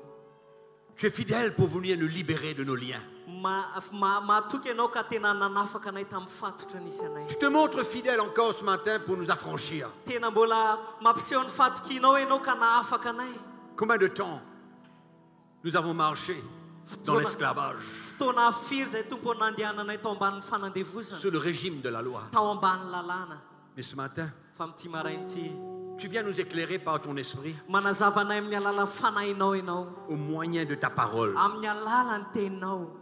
Et Seigneur, Tompo, Nous ne pouvons pas résister. Tsy te hanohatra an'izany Mais au izy contraire, fa mifanohatra amin'izany nous azy voulons te remercier de tout notre cœur dia hisaotranao azy amin'ny fonay pour manontolo la lumière de ny l'évangile. amin'ny fahazavany filazantsara Car cela va ouvrir la porte pour nous satria izany no hanokatra varavaranao anay de vivre dans une autre dimension. tena hoe iainanay amin'ny dingana ambony kokoa De ne pas être géré par la loi, mba tsy hafahany lalàna mitarika anay par les principes, par les obligations, ny par amin'ny les techniques. fitsipika sy ny teknika sy ny faneriterena Mais Seigneur, tu nous appelles à vivre par le témoignage du Saint-Esprit. fa miantso anay ianao tompo mba hahafahanay miaino ny feo amin'ny fanainao masina Tu nous as fait un cadeau. nanome anay fanomezana ianao Nous ne sommes pas seuls sur cette terre, fantatra efa tsy irery izay eto amin'ity tany ity mais tu nous as donné le Saint-Esprit. fanomenao anay tokoa ny fanainao masina Merci pour ce cadeau merveilleux. sotra lay amin'ny fanomezana tsara indrindra Quand on réalise que Dieu habite en nous. hoe ny atakarana hoe andriamanitra zao no monina ao Dieu anatinay habite en nous. andriamanitra monina ao aminay Et il veut nous prendre par la main et nous conduire. ary tianao izay tarihana amin'ny tananao ka hitarika anay ianao Oh Jésus, o jesosy io tu conduisais ton peuple ianao dia nitarika ny olonao dans l'Ancien Testament tany amin'ny testamenta taloha par une colonne de nuée. niaraka tamin'ny andro rahona Tu les conduisais. dia nitarika azy ireo ianao tamin'izany Tu lui demandais de partir quand il fallait. dia mitarika azy ireo ianao rehefa tianao hiainga Tu lui izy demandais d'arrêter quand il fallait. ary rehefa tianao hijanona izy dia mijanona koa Tu les conduisais. tena nitarika azy ireo ianao tamin'izany Mais vaninandro tu nous as donné le Saint-Esprit ankehitriny kosa nefa dia nomenao fanainao masina pour kosa nous izany. conduire dans toute la vérité. mba hitarika anao eo amin'ny marina rehetra Merci misaotra pour la libération que tu emmènes dans nos vies. ny amin'ny fahafana izay entinao eo amin'ny fiainanay Père, je prie ce matin que par la puissance de ton esprit, les chaînes tombent. tompo mivavaka izay amin'ny herin'ny fanainao masina mba hilatsaka ny fatorana Je prie que les forteresses soient renversées. tompo ny fiarovana mafy rehetra ho hirodana Je prie quand les mensonges mivavaka izay ny lainga soient renversés mba ho hirodana zany et que notre cœur soit libre ka ny fonay ho afaka et que nos pensées soient claires ary ny sainay azava et que nous voyons dans l'esprit ka mba hitanay eo amin'ny fanahy là où tu veux nous emmener. naiza naiza tianao hitondrananay Merci pour la liberté de l'esprit. misaotra ny amin'ny fahafany fanainao masina Merci Seigneur. misaotra tompo Nous accueillons ta parole. raisinay ny teninao Nous nous réjouissons. faly izahay Nous te louons. teranao zahay Je prie pour tes serviteurs qui sont vavaka là. izay ho an'ny mpanomponao Seigneur, je prie que ta parole, tompo mivavaka mba ny teninao tu puisses la révéler davantage. ianao ny anambara azy ireo hatrany hatrany Qu'ils tous puissent trouver la nourriture dans ta parole. mba hafany izy ireo mahita vokiny amin'ny teninao Tu bâtis ton église, Seigneur. satria ianao manorina ny Il y a des fiangonanao hommes ici misy lehilahy qui eto vont te représenter dans cette nation, izay isolo tenanao eto amin'ity fireneny qui ity vont parler de ta part sans crainte, izay teny amin'ny alalanao tsy amitahotra qui ouvriront la bouche pour parler de ta part, tompo hanokatra ny vavany isolo tenanao même avec de l'opposition, na dia eo aza ny fanoherana même avec de la persécution, na dia eo aza ny fanenjehana mais ils oseront fa tena hosay parler de ta part, hiteny amin'ny alalanao déclarer la vérité de ta parole. hiteny famarina ny teninao Et je prie que ta grâce les entoure, ary mivavaka mba mifahasoavanao ny qu'ils anodidina soient azy conduits par ton esprit, tena hitarika azy ny fanainao qu'ils puissent faire face à toute épreuve, mba hafany miatrika ny sedra rehetra qu'ils n'abandonnent pas ta parole, mba tsy hafoy ny teninao izy mais qu'ils chérissent ta parole dans leur cœur. tena ndray ny teninao ao am-poniny Père, je kosa prie pour eux. tompo mivavaka ho azy ireo ao Accorde-leur la grâce. tompoky ianao ny aneo ny Préserve-les. fahasoavanao tompo arovy Donne-leur izy ta force me ho azy ireo ny herinao pour se tenir pour toi, mba hafany izy ireo mijoro pour anao défendre la vérité, mba hafany izy ireo miaro ny pour famarinana vivre la vérité de ta parole. iaina amin'ny famarina ny Nous teninao prions pour eux. vavaka ho azy ireo Nous izay. prions pour eux sincèrement. vavaka ho azy ireo amin'ny fona Tu vas izay. les aider. anampy azy ireo Il y aura ianao tellement de forces extérieures qui vont essayer de venir les détourner. betsaka ny amily ny sain'izy ireo avy any ivelany Il y a toutes sortes de pensées qui viendront de la part de l'ennemi. tompo mety misy saina hafahafa avy any amin'ny fahavalo C'est pourquoi nous prions afin qu'ils tiennent ferme. zay no antony ivavahanay mba hijoroany izy ireo Car Seigneur, tu es fidèle de les avoir emmenés jusqu'ici. satria matoky ianao matoy ianao nitarika azy ireo teto amin'ity toerany Ils ty ont été là pendant ces 4 jours. nandritsy ny efatrandro izy teto Ce n'est pas pour rien, tompo Seigneur. fantatra efa tsy Tu as kisendrasendra beaucoup investi dans leur fa vie. ianao tena namatsy tao Et je prie, am-pony Seigneur, qu'ils chérissent ta ary parole. mivavaka mba ndraisany izy ireo ny Et que teninao malgré l'opposition et la persécution, ka na inona na inona fanenjehana sy fanoherana malgré les secousses que tout cela peut na inona porter, na inona mety fanotsikotsoanana misy mais eo ils aminy tiendront ferme. mba hijoro izy Ensemble, tu vas les unir. miaraka Tu vas les ramener ensemble. Tu vas briser les obstacles, les barrières, le passé qui les a divisés, des situations dans le passé. Mais Seigneur, tu vas les ramener ensemble dans une communion de l'Esprit autour de l'Évangile. Nous prions pour eux, que ton Église s'unisse. Que tous les serviteurs de Dieu qui sont là ce matin puissent s'unir selon l'Évangile. Prions pour eux sincèrement. Aide-les, Seigneur. Car ton peuple a besoin aussi bien d'être libre. Prions pour eux. Soutiens-les. Sois avec eux. Qu'il n'ait pas peur. Enlève la crainte. Enlève la crainte. Car tu vas honorer ce que tu appelles. Seigneur, ils n'auront pas honte de proclamer la vérité. Et tu as dit que ceux qui n'auront pas honte de toi, tu auras une bénédiction spéciale pour eux. Tu vas les honorer. Je te rends grâce pour chacun d'entre eux. Merci de les avoir emmenés ici. Merci d'ouvrir la porte pour eux pour de nouvelles choses. Tu les encourages ce matin. Tu les encourages ce matin. Merci Jésus pour ta fidélité. À Jésus soit la gloire. Alléluia. Nous louons le Seigneur. Nous louons l'Éternel. Nous louons l'Éternel. Nous louons le Seigneur. Alléluia.